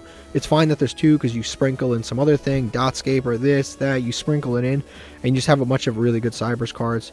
Romages is probably like a consider building something else. They have new support. Their support is okay. Maybe it's like a rogue deck. It's a cool deck.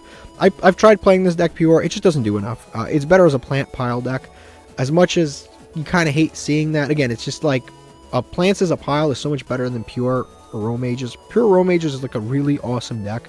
Again, it's one of these decks that's like really awesome, really fun, really cool, but it just can't compete with Yubel. It's not competing with Yubel. It doesn't matter if you gain 1,000 life points and pop one card. Okay, Yubel goes +9. Like you can't compete with it. So unfortunately, as cool as it is, and if you have a match ever with aromatherapy for Romages versus like battling boxer, that's a really fun game. But you're not surviving against Yubel, especially if you go second against Yubel, you're getting cooked. Next is Kwakimaru Pure. Consider building something else. Kwakimarus are a mess of cards. It's a bunch of different typings. The only one that's maybe competitive is Rock Stun, but Fossil Dine is at 1. You can play Rock Stun with all the Kwakimaru cards, and then Fossil Dine used to be able to play 3. You can't, or 3 Earth Barrier statues, I guess you play. You can play like a Rock Stun variant with all the Kwakimarus. End phase reveal rock in hand. If you're revealing rocks, you bricked because you want to set cards. You don't want to reveal rocks. So, I mean, it's probably in consider building something else. Trap Trick, one of the greatest going first cards of all time.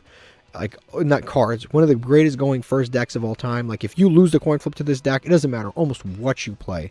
It is going to be a struggle. It is going to be a serious struggle because they have like 4 or 5 interruptions. Sarah's on the field. Sarah's going off twice per turn because they summon and then they trigger both effects. So you're going +2 off of Sarah every single turn, and you have to deal with pretty much anything else. It's incredibly easy to get to another Sarah, even if you lose a Sarah. It's like, oh, I have to protect my Sarah. It's a Link 1. You just summon another one. You normal summon anybody and summon a new Sarah. But yeah, it's a +2 every single turn. And again, they have so many interruptions going first. Phantom Knights. Phantom Knights is a cool rank 3 deck that can actually benefit from the full armored package. It's a good deck. I would say probably mix it with Orchist at this point. Orchist or Burning Abyss. Probably like a rogue deck. Nothing too crazy. Again, it just doesn't produce as good of a board as some of these higher decks.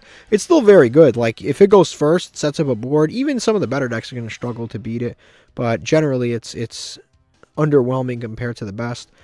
Dragoonity Pure. I don't think Dragoonity Pure is as good as Dragon Link. I think it's probably in just Rogue. It does bring a new element. Dragoonity is one of those like decks that I don't want to say it's like TGs. It definitely has better boss monsters, 100% than TGs, much better. It has very good starters. I think the issue is some of the in-archetype boss monsters are a little underwhelming. You'll have like a level 10 monster. It'll be like a monster negate. Meanwhile, you have like Borload Savage and Barone, which are Omni negates, and Barone pops. Borload Savage can negate multiple turns. If you do like a bigger link, Barone can pop a card on top of doing that. Plus, it can tag itself out in the standby phase.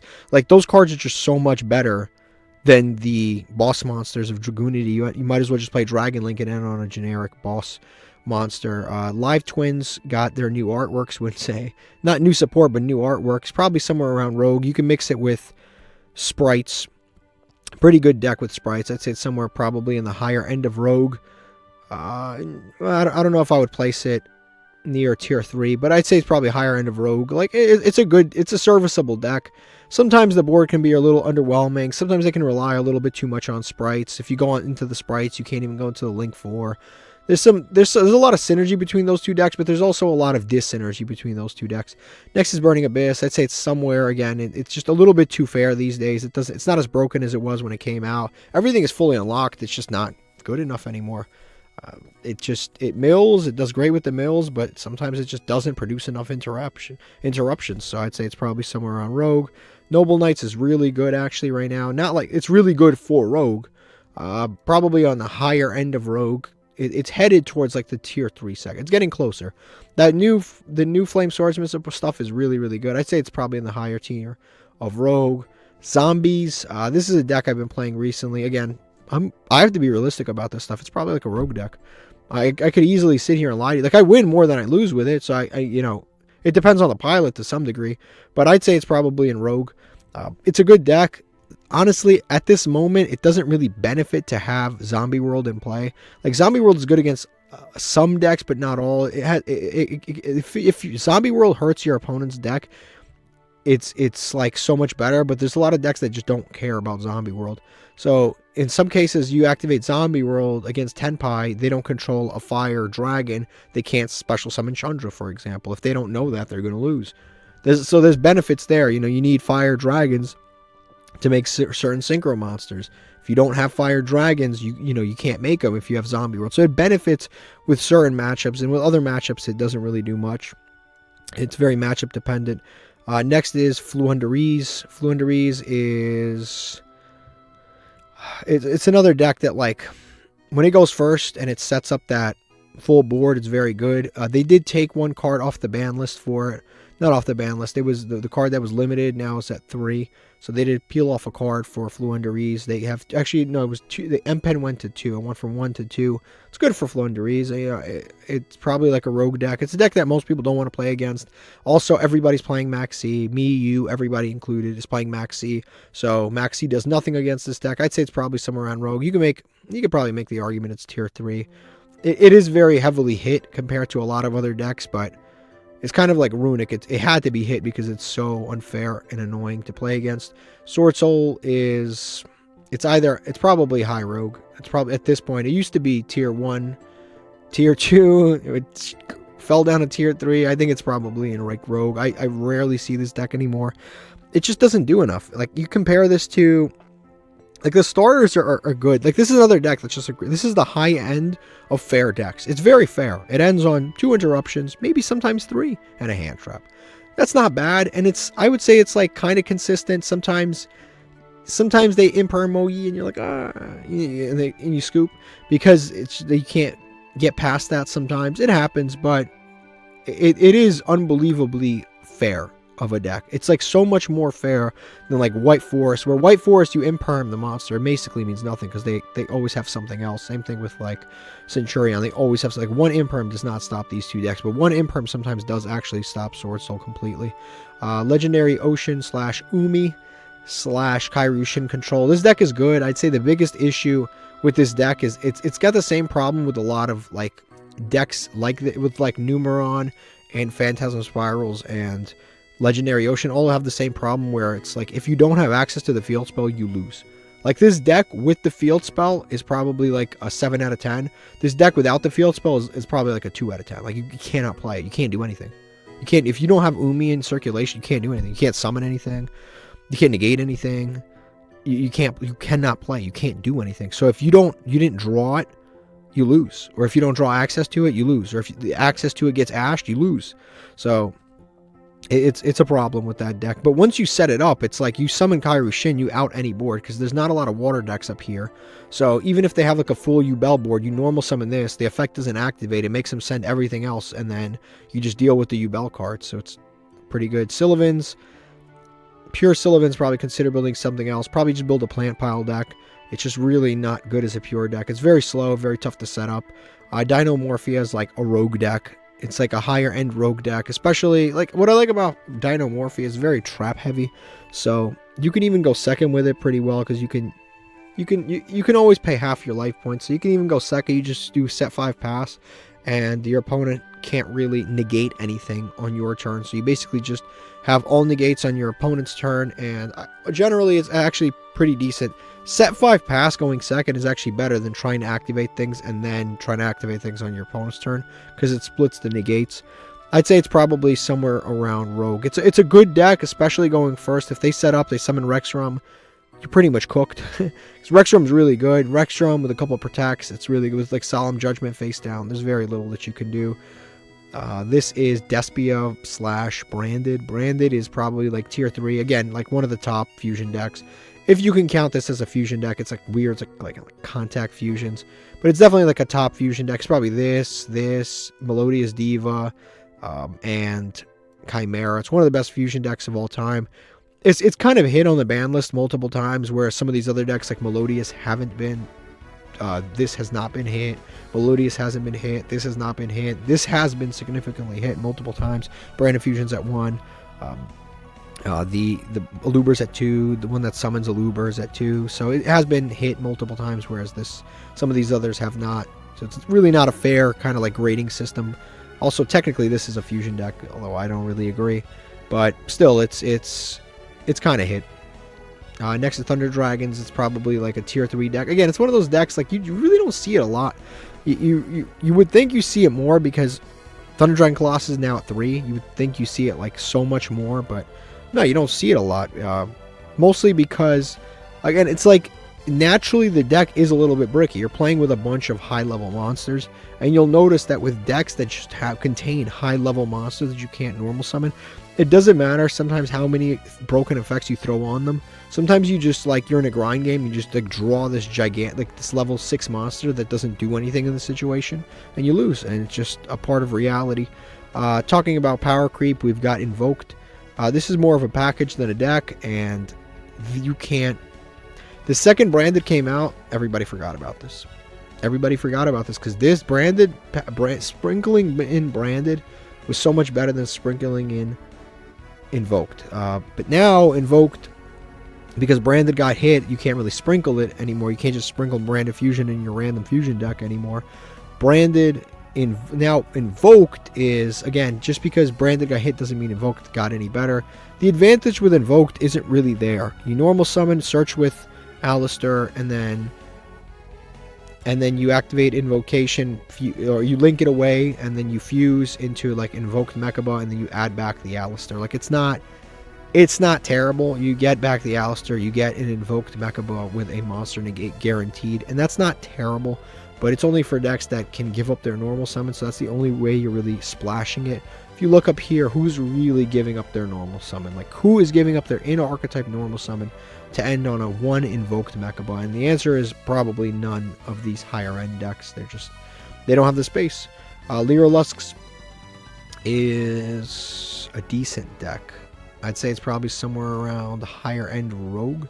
Still a good deck. Everything's basically unlocked except for the Wind Barrier statue. It's the only thing that the deck is really missing. That's what Flundereeze is missing. That's it, just Wind Barrier statue, and both these decks would be a lot better. But at the same time, I don't think Wind Barrier statue should come back. I don't want it back. It's really annoying, and it's very tough to play against, especially because it's like the least used attribute. Salamangreats is a very good deck. I'd say it's another one in terms of Cyber's decks that you see a lot in. You see a lot of this deck in top 16s, top 32s in the Master Duel, on the Master Duel circuit. You see this deck quite often. Like, you'll see one spot here and there. It won't be like dominating a top 16 because most of that's going to go to like Yubel and Snake Eye and Tenpai and stuff like that. But it's still a very, very strong deck, even though it's not absolutely dominating. It's still a very strong deck. It can end on a lot of interruptions. It has the monster that tags itself out, summons itself, and then creates a board wipe. It can use Prediction Prince, not Prediction.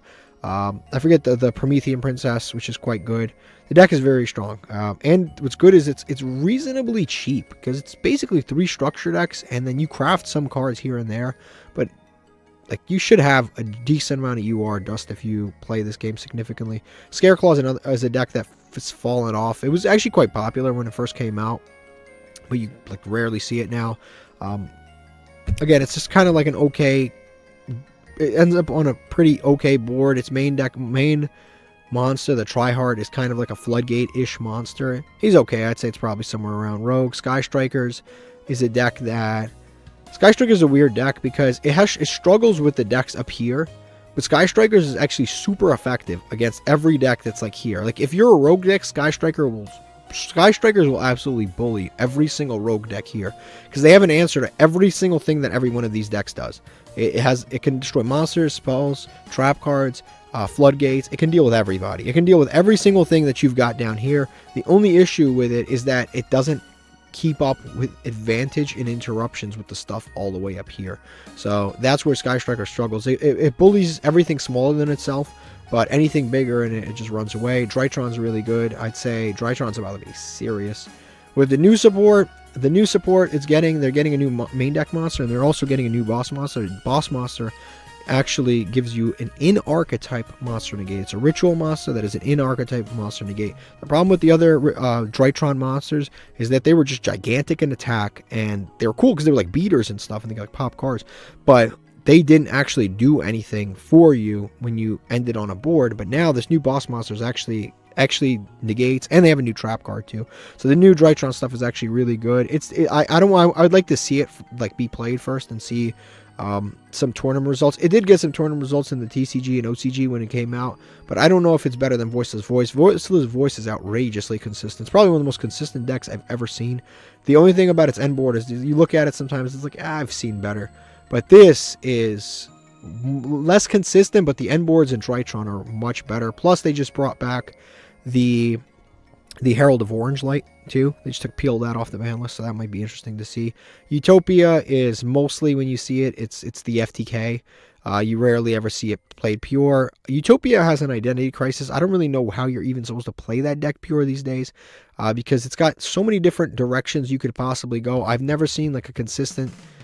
I've never seen like other decks. Like you'll see like if you see a Snake Eye Fire King list, most lists look the same.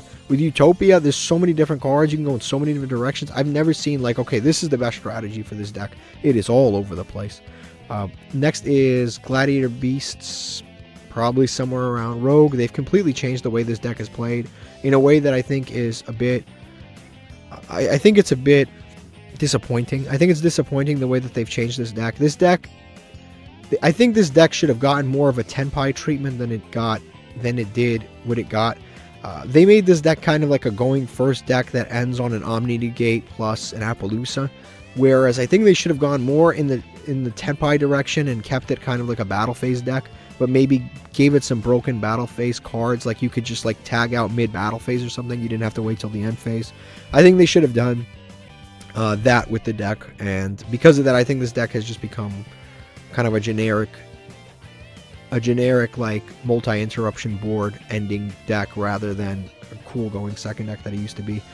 Plunder Patrol is kind of okay. It's been power crept significantly.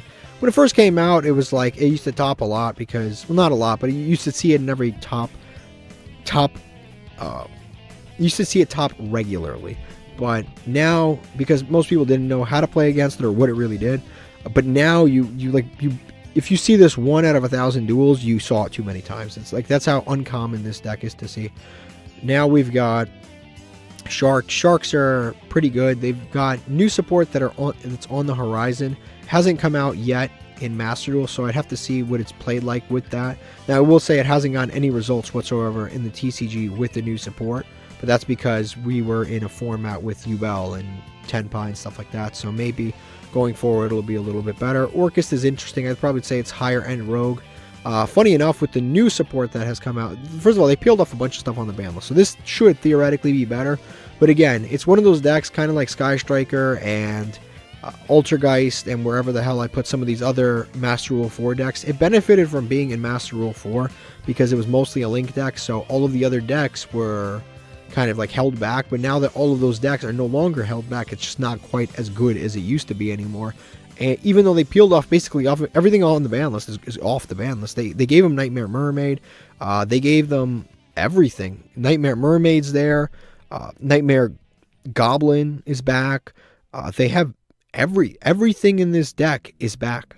So it's kind of shocking to see it not perform still, despite that it's just not as good as it used to be. But the new support that has come out in the OCG, this deck is one of the best decks in the game in the OCG right now. Amazement is probably like a rogue trap deck. Again, it's one of those cards, really cool design, but not good enough. It is basically you equip your traps to your monsters or your opponent's monsters, and you get different effects based on that. You can book monsters, you can steal monsters, you do a lot of different things. But again, really cool design, but when you're trying to play against Duel, it's not good enough. Virtual World, probably higher end rogue, cool deck, a little bit outdated. Doesn't quite do enough in terms of end boards. Shen Shen is still very good. Brings himself back. Plus, any monster or any card that leaves the field gets banished. Still good to end on. Macrocosmo on legs is still very good, but can be a little troublesome going second. Ghost Tricks are a disaster. One of the worst archetypes ever made. Just doesn't do anything. Marincess got a new card. I'd say it's probably like Rogue or low tier 3, somewhere around in this area.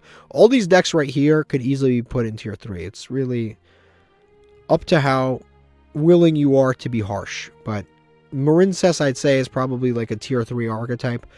They got a new card. It was like the Crystal Marincess Heart or something like that. It counts as both a Trickstar monster and a Marincess monster at all times, and it's a free summon. It's actually quite a good card. It was in the last pack with Trickstars. It's kind of cool. It mixes the two it doesn't mix the archetype. You don't have to play the two archetypes together, but it kind of because the same character in the show uses both decks, it works for both decks. Next is Machina.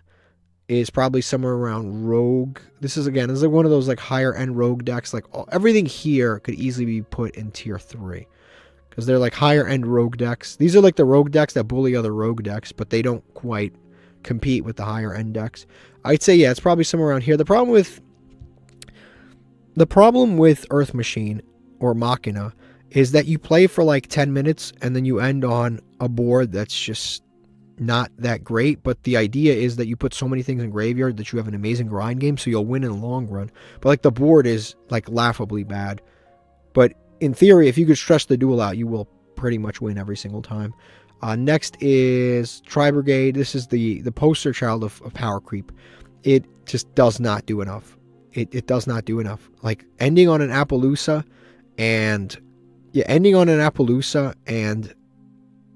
the Tri Brigade Revolt to banish one monster, That is not enough in any universe. It's not enough. It's 2 interruptions, maybe 3. It's not enough, because if you have a hand trap, it is not enough interruptions. It is so underwhelming. It's sad, but it is what it is. You gotta give them new support. If you feel bad, you gotta get new support. That's the only way to fix these things.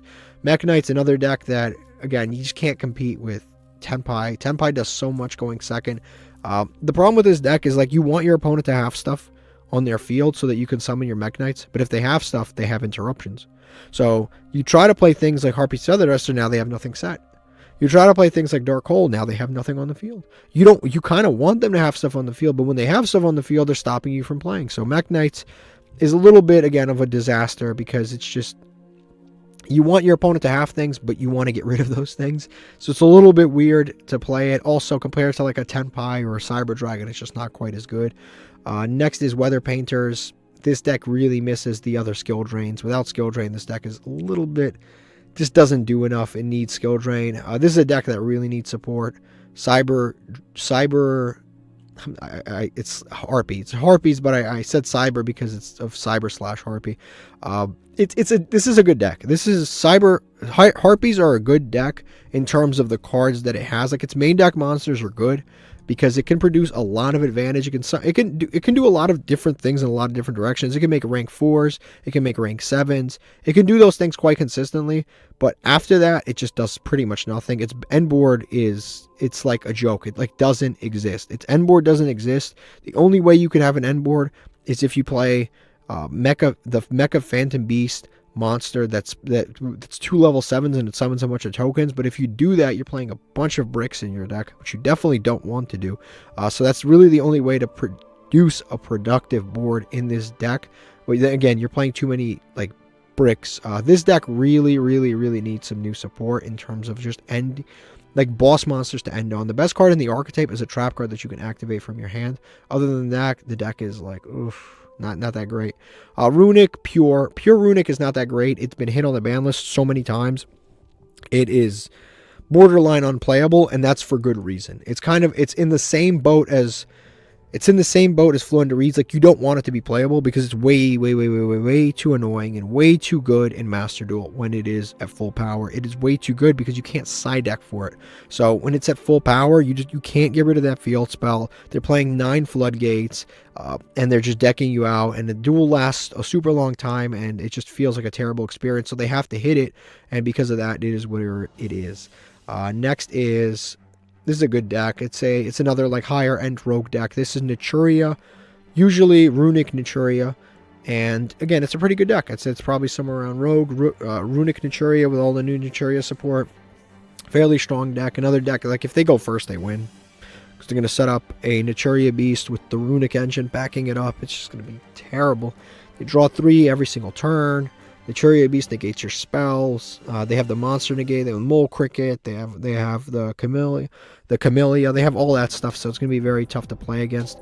Madolche got new support cards. It didn't get any new main deck monsters, which is a little sad, but it got a new Trap, an Exceed monster, and a Link, which all 3 cards are good. I have nothing bad to say about them. They have a Bounce, non-targeting Shuffle, and the Link monster's a Link 3 with 3 little birds on it. I forget what they are. They're like macaroons, maybe. I don't remember what they are, but this deck is pretty good. Again, it's like higher end rogue. It definitely will bully any other rogue deck. It's another deck that takes a little complexity to learn this deck, but once you get it, it's actually kind of a good deck. It's one of the only decks in the game left that can abuse the Vernisylph package. Like, it's one of the only ones that, like, most decks can't abuse it anymore, but that deck can actually abuse it. It's probably somewhere around rogue. This is Mermills. I'd say wait for Mermills. They're getting new support soon. The new support is actually kind of good. It did top in the TCG as far as I've seen a couple of times here and there. It's kind of good. It's probably somewhere around rogue. Cleafort's kind of like a lower end tribute summoning rogue deck, kind of somewhere in a similar situation as Monarchs. It's just not as good as it used to be, so it's probably somewhere around here. It really needs skill drain, doesn't have it. This is another deck that is outrageously fair, and because of how fair it is, it's going to be in rogue. That's Fluffles. Fluffles is a cool deck. It's another like classic fusion summoning deck. It actually wants to fusion summon the right way with polymerization. It's not a contact fusion. It's not like a zero. It's not a link zero contact fusion using your graveyard. It's not any of that. It's a real, honest fusion deck that uses polymerization, that uses super polymerization even. It can use, not really super polymerization, but it can use like ultra polymerization. But it's a real honest fusion deck, and it goes second, which puts it at a little bit of a disadvantage because you have to go second. You're playing into an established board, and you have to fairly fuse, meaning you actually have to use polymerization and fight for fusion and stuff like that to fusion summon, rather than just like cheating things out with some of these other, there's no weird contacting or anything like that. It's real fusions. Next is Red Eyes. Red Eyes is better now. It's probably in Rogue. There's a few different ways to play Red Eyes. You can just play Dragoon Turbo, which is actually kind of good. Master Duel Dragoon Turbo solid. Like you just summon Dragoon, play you play like 20 hand traps in Dragoon. Like it's actually like 20 hand traps, floodgates, Dragoon. It's actually pretty decent. Like it's pretty consistent. You have Red Eyes Fusion, you have Verde Anaconda, and you have Dragoon. Everything's unlocked in Master Duel. And going first, that can actually be kind of tough to play through, just pure like Dragoon Turbo. And then there's the other version of Red Eyes, which is like a Dragon Link Red Eyes, where you basically play Dragon Link, but you mix in more of the Red Eyes cards than usual, and you end on, maybe like you end on Dragoon, but you also might end on something like you end on a Red Eyes Flare Metal Dragon, or you go into some rank 7 plays. But it's basically like that, but you end essentially on a Dragoon and some other stuff. But it's pretty good. It's probably somewhere around Rogue. Next we've got Artifacts. Artifacts is terrible. Definitely consider building something else. You cannot build a deck where you rely on your opponent to pop your stuff. At best, this is an engine and other decks, but it's not even really an engine. It's more of like a collection of side deck cards like Lancy and stuff like that. Next we got Cosmos. This is another like low-end Rogue deck. I'd say it's fun. Like it's really, really fun, but it definitely doesn't compete with it's just not. This is a deck that is stuck in 2017, and I don't think it's gotten support since then. Weirdly enough, this deck has never gotten support. It got support, and then Konami was like, "Yep, that's enough." And then I don't think it's gotten a new support card past 2017, which is really sad actually, because people love this archetype. People like the playstyle. People like the artwork. This deck has one negate. It's on a monster that's level. It's on a level 6 monster, or level 5 monster. That entire deck has one negate. It's very intuitive playstyle. Konami was just like, nah, we don't need to touch it. We'll never touch it again. Haven't gotten a support card in almost 10 years. It's kind of crazy. Next is Speedroids. Speedroids, probably like a rogue deck. It's another one that's just like, it depends on which boss monsters are available in the game in terms of wins. It's another deck kind of like TG's. I think it's better than TG's. It has a very, very good like engine, starters, extenders, all that stuff is great, but it locks itself into wins and synchros, and then once you lock yourself into wins, it leaves you on a very limited skew of monsters that you can actually summon. It's cool that Barone is still a wind, although they don't make Barone as often, but you've also got some of the in-archetype cards that are actually quite good. In archetype like Crystal Wing and stuff like that. You can still end on stuff like that. So wins do have some cool synchro monsters. I'd say it's probably somewhere around Rogue. It's just missing a little bit. This is Blackluster Soldier. I think this is just like not a great deck. Definitely consider building something else. There's a new card that came out in this deck that's quite good, but it's just not good enough. Shiranui is another. Consider building something else. This deck does cool stuff once you actually have cards in graveyard and start banishing them, but it's very tough to actually get those monsters into the graveyard and start banishing them. That's the problem with this deck. It's just getting things in there is very difficult, but it can be kind of cool. All these, the cool thing about this tier list is like if you're playing against other decks in like the similar area, they're actually kind of fun.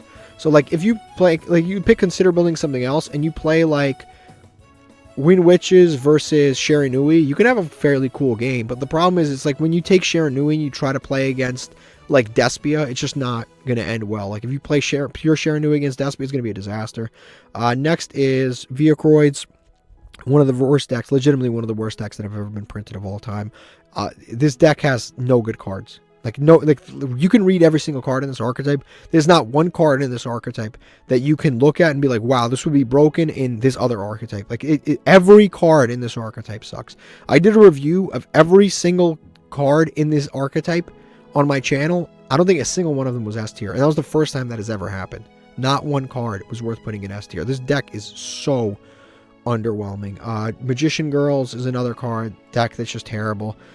They're all suck. Like, all the Magician Girl cards suck. Dark Magician Girl is a brick in Dark Magician if you're even willing to play it.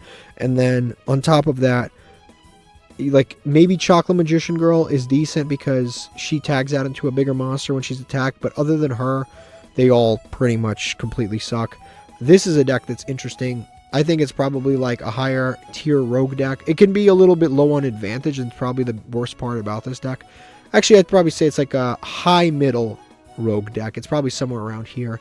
This is True Dracos. True Dracos is, it seems really good on paper, but again, they've hit so many floodgates in Master Duel. They've hit two things in floodgates: generic advantage and floodgates. So in terms of floodgates, all the floodgates that still exist are at 1.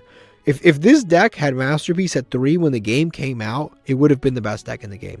But it wasn't, because, I mean, it didn't. Because at the time, they had Imperial Order. They had Vanity's Emptiness. Every floodgate that exists right now at 1 was at 3. So this deck would have been the best deck in the game if Masterpiece had been in the game. But it's not in the game. It wasn't in the game. Now, Masterpiece came back, all the floodgates are gone, but also all the generic advantage is gone. So Pot of Desires is at 1. Pot of Prosperity is banned. Pot of Extravagance is at 1.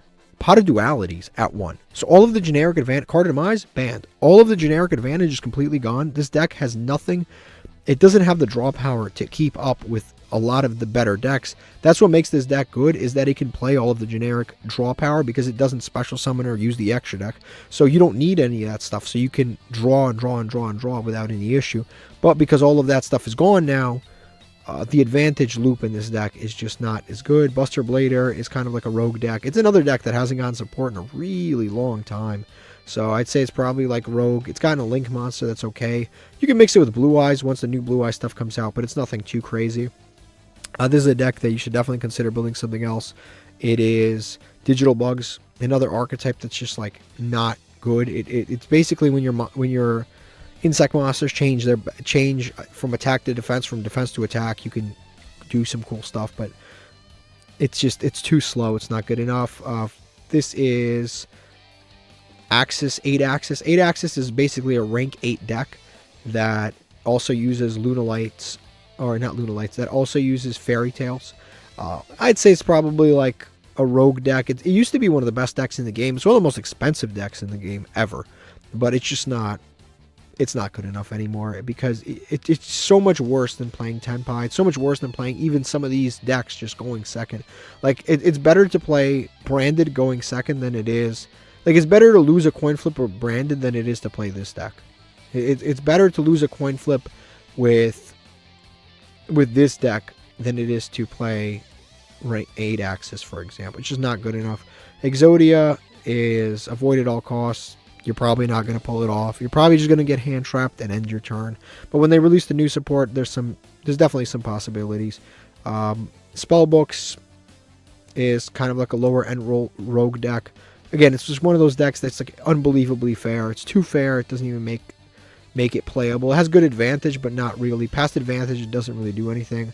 Crusadia is a cool deck that is good for going second. It used to be able to build boards going first, but with Crystron Heckler Fibrax gone, you can't really do that. And then with going second, it's just very tough to go second these days, unless you're playing Tenpai. Next is Prank Kids. Prank Kids is probably like a higher end rogue deck. The adventure package just keeps getting peeled off more and more and more, and this deck, in terms of its own archetype, is completely at full power now. So I mean, that's what it has going for it. But in terms of what the deck can actually do, it can produce like a quick effect Raigeki twice, or a quick effect Harpy's Feather Duster twice. But is that really enough these days? I mean, that Salamangreats literally does that plus a bunch of other stuff.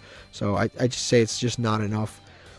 Zodiac's Pure, probably not good enough. What are you going to do with Zodiacs? You're just going to go second, attack directly, summon Zeus. Okay.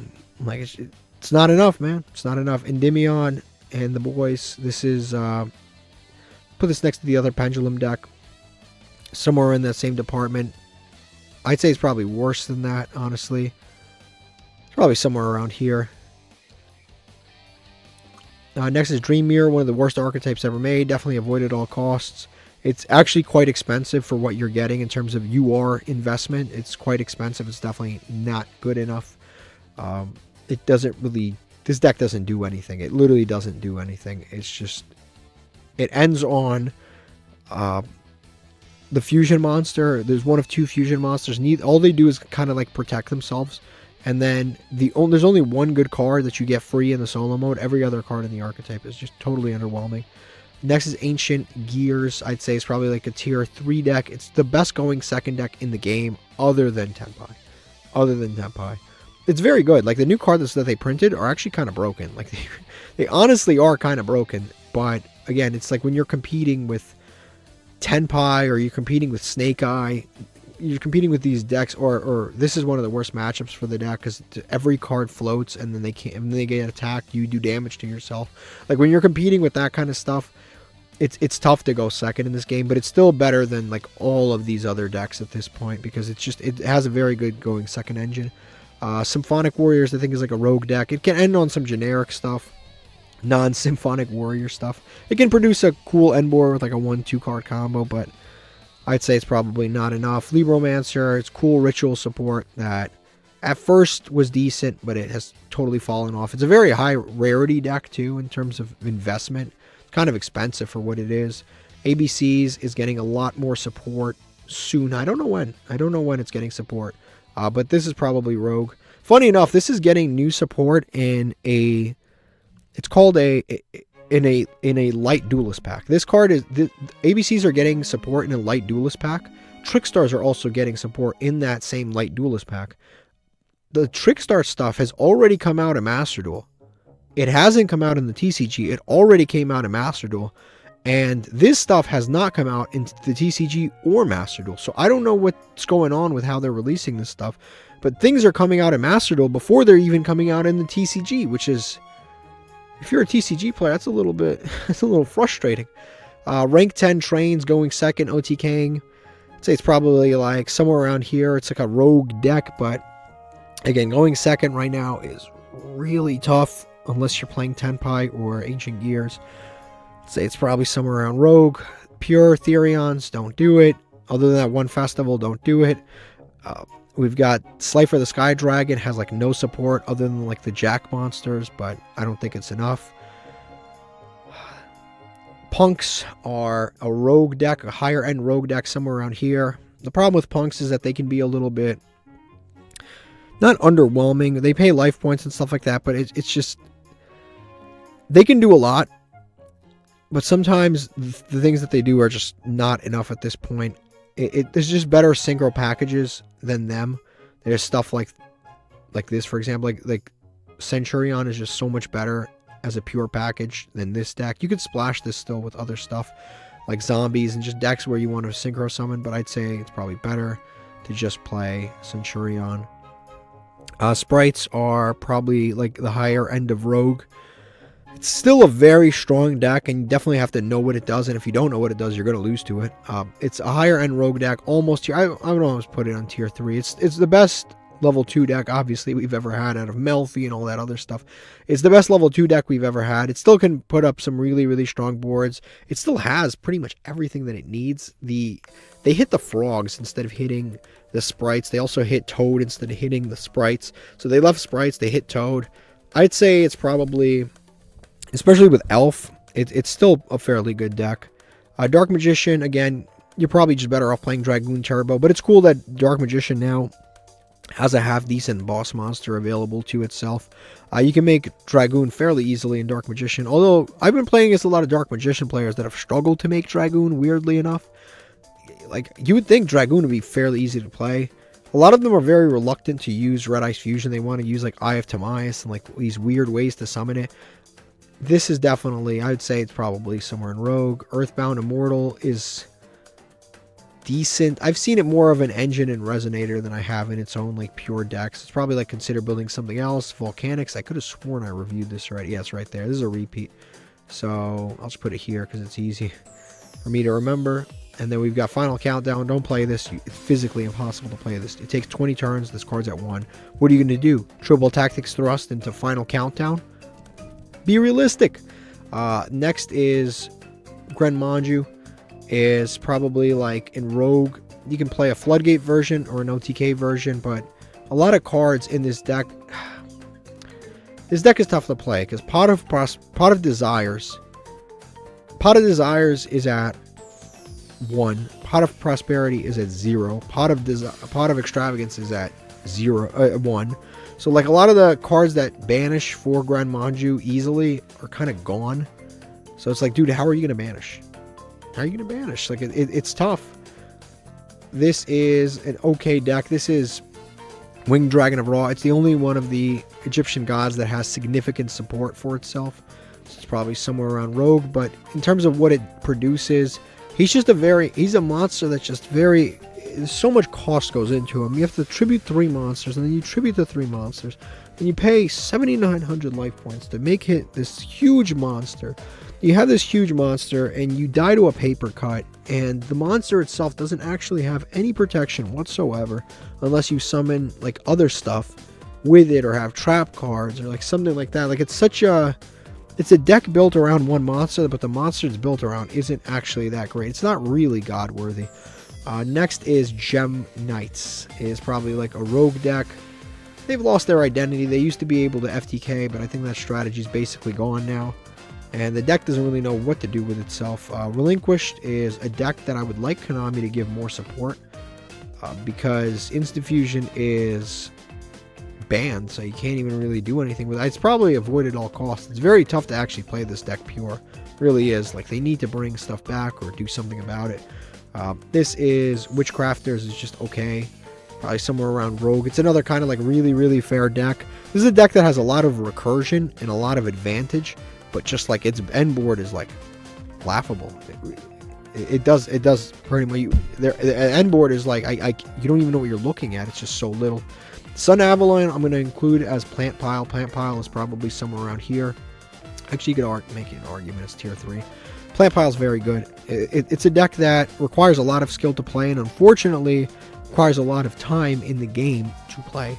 So you're going to be running out of time a lot. Like even the best players in the world that play this deck run out of time because the deck requires you to do like 9 plays before it even looks like a regular Yu-Gi-Oh board. You summon a bunch of 0 attack monsters 5 times in a row, and then you finally have a monster that actually has some attack. Like that's how much timing is definitely an issue with this deck. Ancient Warriors is a decent deck. I don't understand why they're Beast Warriors, but they are. These are Ancient Warriors. These are cool. This is like a going second deck, but it's also kind of like it's a going second deck, but it's also great for festivals. So this is a deck you should definitely craft. Like you should definitely craft this deck because every festival somehow, some way this deck still, it doesn't matter what kind of festival. It could be like no ancient gear, you can make a no ancient warrior festival and they would still be playable in that festival. Like it's insane. Ishizu cards, there's I think 1 monster left. I think there's 1 monster. I believe, no, there's 2 monsters that are both limited to 1. So the deck it's sad what happened to this deck. Like it's sad, like if you're not, I understand Tier Limits is like a broken deck that can be annoying to play against. But if you were actually excited about the Ishizu cards, everything is either banned or limited. Like it's pretty much all gone. It's actually kind of sad to see if you were excited for just those parts itself. G-Golem is a deck that makes Salamangrates either better or worse depending on who's looking at it. It makes Mathmech either better or worse depending on who's looking at it. It's probably somewhere around Rogue. Ships is a cool deck. Might get better when Primites come to Master Duel. We don't know when that is, so it's probably somewhere around Rogue. It's a cool deck, but probably a little underwhelming. It's in the same area as Ancient Warriors, where I should put these two together. They're good every single festival. Every single festival, these two are playable. It doesn't matter what festival it is. It's like they can make Legacy Festival, only old cards, and suddenly Ship's in there. Like they always are playable. This is a deck that is technically better, a better version of. This is technically a better version of Digital Bugs, but digital bugs are not that great to begin with. So a better version of something that's not that great is still not that great. That's Crawlers. They have Crawler Soma, which is a great card, but other than Crawler Soma, the deck's not that great. This is kind of a cool deck. Skull Servants, they got a new card that lets you mill like 3 million cards. That card is absolutely bananas. So that card's really, really good. In general, this deck is kind of good. You can play the zombie package, zombie world package. It's overall kind of like a good rogue deck. You could definitely...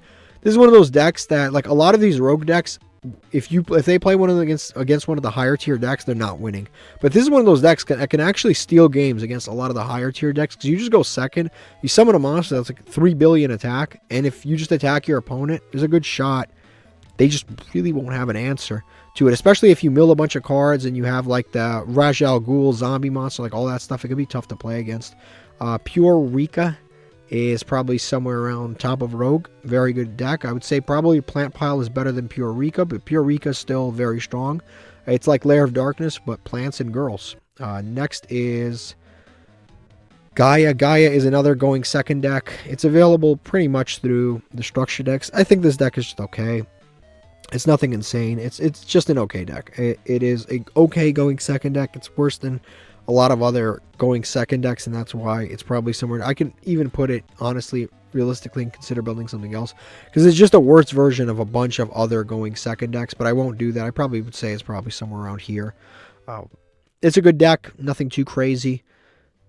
You know, it just dies to hand traps and just general interruptions. Numeron, super power crept. When the game first came out, you can make the argument it was a top 10 deck, but the way that boards are, like the way that the game is designed now, there's so many different interruptions from so many different angles. It's like hand trap, spell trap card, monster interruptions, field spell, playing during your opponent's turn. All of that is available and baked into every single deck, so you can't just like, I'm gonna Raigeki, Lightning Storm, activate Numeron Wall, activate Numeron Network, and attack for game. Like that you can't do that anymore. It's just not the way that modern decks are designed. Every one of these decks floats. It does nothing against this deck. This deck will eat it alive because it'll just make it go first. Every monster floats 4 or 5 times. Like every deck up here floats multiple times. So using one destruction and then trying to go to Numeron Network is just not going to work. What's this called? Destiny board. Terrible. Don't play it. It's literally unplayable. Synchrons are definitely a rogue deck. It's in the same. It has the best end board. You talk about Resonators and Blackwings and what are these called? And Synchrons. This has the best end board out of all of them, but it has the worst starters out of all of them. The end board on this deck is absolutely bananas, but that's assuming your opponent doesn't hand trap you or stop the Junk Speeder. If they stop Junk Speeder, you just lose, and that's kind of the problem with that deck. This is Amazonas. It's another deck that is like outrageously fair. It's like a beatdown deck. This is like if you took a deck out of 2004 and you gave it a bunch of like modern text. This is what this deck is. It doesn't really do. It just summons like big monsters that have some protection and floating. Like that's all that this deck pretty much does. It would benefit a lot more if Goals and Match was at 3 and Rivalry was at 3. This deck would actually perhaps be playable, but because those aren't at 3, it just sits in Rogue, bottom of Rogue. Next is Vernusloop. Don't play this. It really only is playable at this point in Redolce. You can't play it pure. Tearlaments is a good deck, one of the most popular decks out here. It's probably somewhere in tier 3. It's been hit significantly on the ban list. Its cards have gotten hit. Its cards have gotten limited, banned, everything. Also, it got almost every Ishizu card banned, limited, everything like that. So it's probably somewhere in tier 3. I think it's just decent at this point. It can sometimes lose to one interruption. If they summon a Rhino Heart and you like imperm the Rhino Heart, it ends their turn. And then they rely on maybe the continuous spell to mill some extra cards and hopefully play during your turn. But the deck can be a little bit underwhelming. Pure Kaijus, I don't even know how you could possibly even pull that off. Pure Kaijus don't work. But it is nice to play Kaijus here and there. Depending on what the game is looking like, Kaijus are decent. Right now, I don't think Kaijus are too important. No one's really ending on big monsters that are unaffected. This is Sacred Beast. Sacred Beasts have taken a couple of hits because of Yubel taking a couple of hits, but I think it's probably somewhere around the bottom of Rogue. Once everything comes back, it probably moves up a few slots, but not too far. It's got a new support card that has come out a few sets ago. that is just okay. It's a level 7. It's not really a starter. It's more of an extender, and because of that, it misses 3. It needs 3 Dark Beckoning Beasts, 3 of the opening gates. Generators is just kind of an okay rogue deck. Nothing crazy. It's another deck like the field spell is incredibly important to the deck. Now you have multiple ways to search the field spell, but if you don't get to the field spell, if your opponent ashes the card that gives you the field spell, you kind of lose the duel. This is Dark World. Dark World is like a rogue deck. Depending on the pilot, it can be better or worse. Dark World is actually kind of a good deck. You have to play so long for Dark World. It's like you have like 10-minute, 20-minute turns, and then the boards can be really good. The only thing with Dark World that I've never liked is that it's very RNG, and it's a combo deck. It's a combo deck that's very RNG, but you also can't play things like Cross Out and Call by the Grave, because if you play them, you might discard them, and it's not like you can just set them, because they're quick plays. If you set them, you can't use them. So it's a combo deck that can't play some of the best combo support cards or anti-hand trap cards in the game. You can play Triple Tactics, and Triple Tactics is amazing in this deck, but Call By is just horrific to try to play. Cross Out, you just can't play those cards, unfortunately. Goatee, Fish Synchros are probably like around a rogue deck, right? I think that's about fair. It's a deck that I would say is still kind of popular. It comes out whenever there's a festival, but generally now it's just been kind of faded out into obscurity. It's not as good as the other just kind of like generic synchro decks. It's not quite as good. They brought back all of the Dragon Rulers in the TCG. I think all of them are back. All the Dragon Rulers are back, depending on where you're playing. I'd say it's probably somewhere around Rogue. They're just kind of okay. They keep moving up, which is nice. And I think they're getting a new support card that's insane. It's like a Dark Dragon. It's a Dark Dragon Ruler. Really, really good. Samorg is considered building something else. This is Flundereeze. This was like it was like a beta test for Flundereeze. It's a cool deck, for sure. It's got some cool, neat plays, but it really is just a beta for Flundereeze. Like, it came out, I think, a year before Flundereeze, and it has a very similar playstyle, but it does have more special summons than Flundereeze does. But it mostly just normal summons and then tributes those normal summons. Very similar to Flundereeze. You can even play some of these cards in Flundereeze. This is Evil Eye, probably a rogue deck. This deck is okay. Again, nothing to write home about. It's basically a protect the castle kind of a deck. You summon like one Zerziel and you equip it and you gain a bunch of attack points on it, and you hope that that's enough to beat your opponent. But if they beat over that, you basically lose. Next is Pearly. This is another deck that's kind of fallen off. It's not even that it fell off because it got hit. It fell off because it's just not as good as most of this stuff. It got hit a little bit. Some of its cards have actually come back. It is technically hit. It's a deck that it's not that it's better than the top decks, but it's toxic in Master Duel, and a lot of people complain about it, and that's reasonable. I think the complaints are reasonable because, again, it ends on its monster. It's unaffected by everything.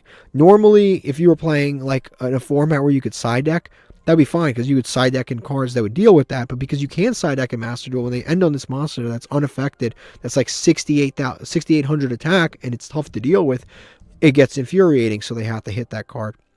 Mikanko is one of the better going second decks. It's probably somewhere up in Rogue. I think it's not as good as Ancient Gear. I think Ancient Gear is just a little bit better than Mikanko, and definitely not as good as Tenpai, even after the hits.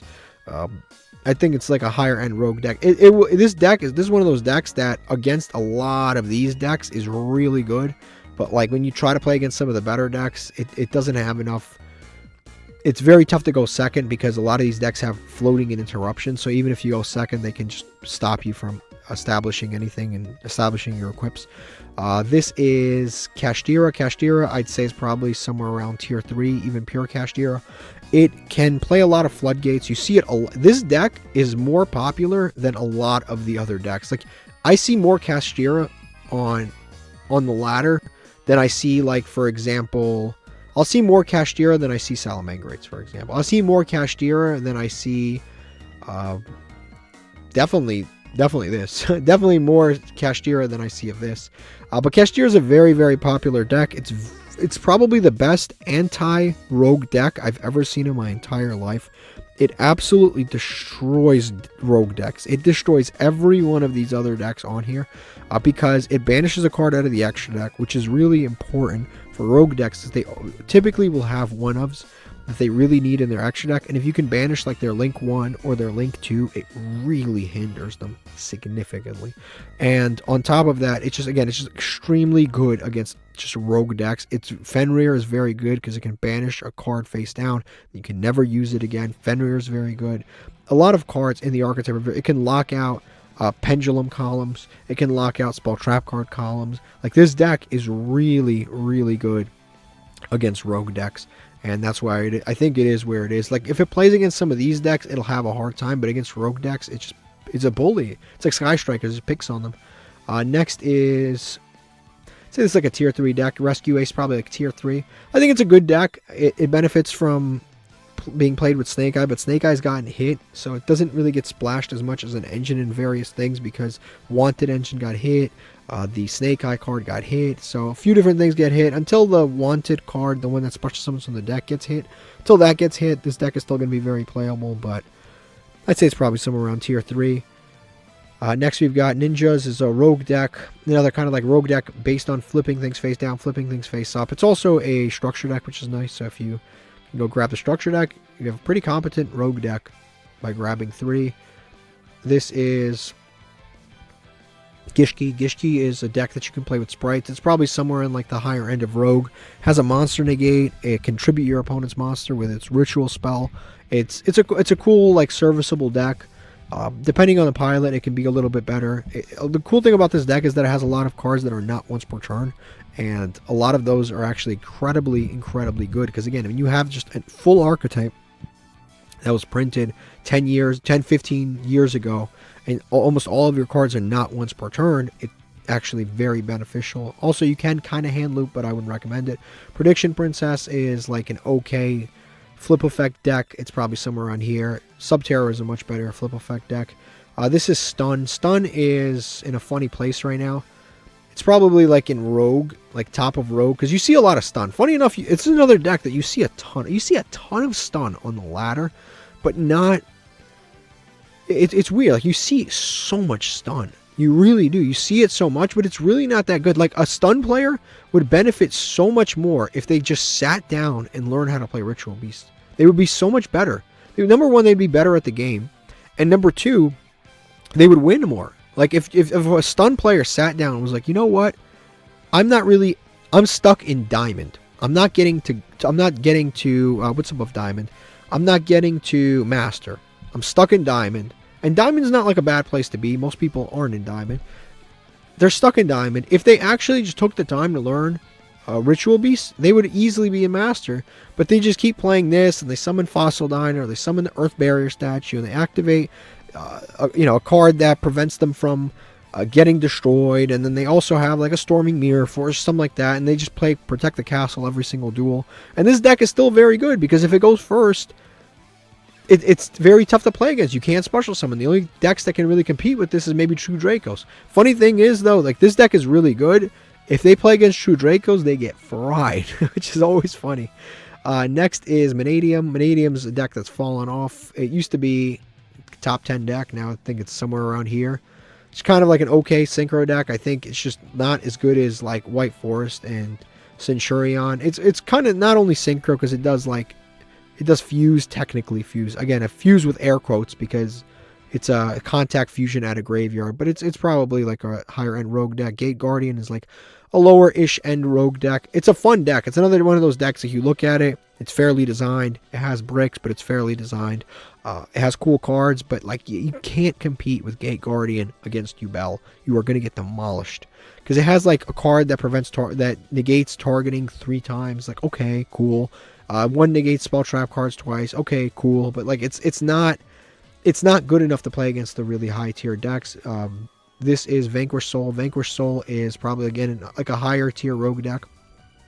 Very good against other like lower end rogue decks, but when you have to play against one of the really competitive decks, it becomes very difficult. It just doesn't do enough. Also, this deck kind of has to like hold resources back in hand to resolve all of its effects fully. So that's always been a flaw in the deck, but now it's even worse. You really can't afford to be holding back resources.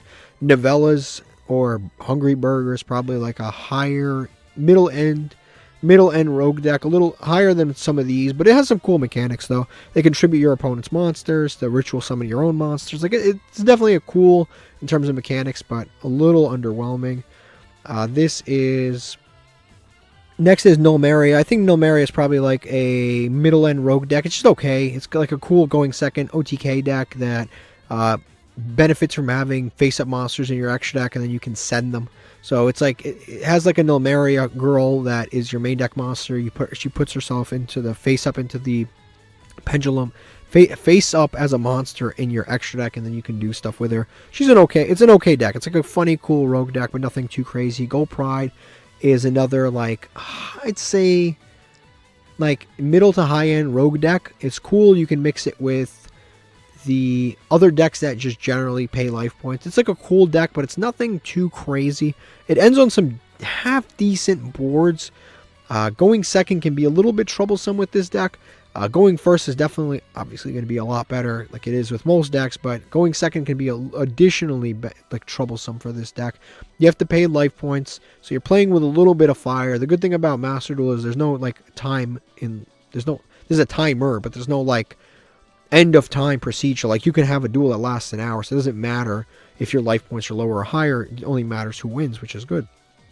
Next is the Super Heavy Samurais. These have gotten hit, but this is another deck that you like kind of see a lot of on the ladder, because people like to combo off for 10 minutes and have their opponent sit through it. So I'd say it's probably like a higher end rogue deck. You can even make the argument it's probably tier 3. It's one of the better synchro decks that have ever been made in this game.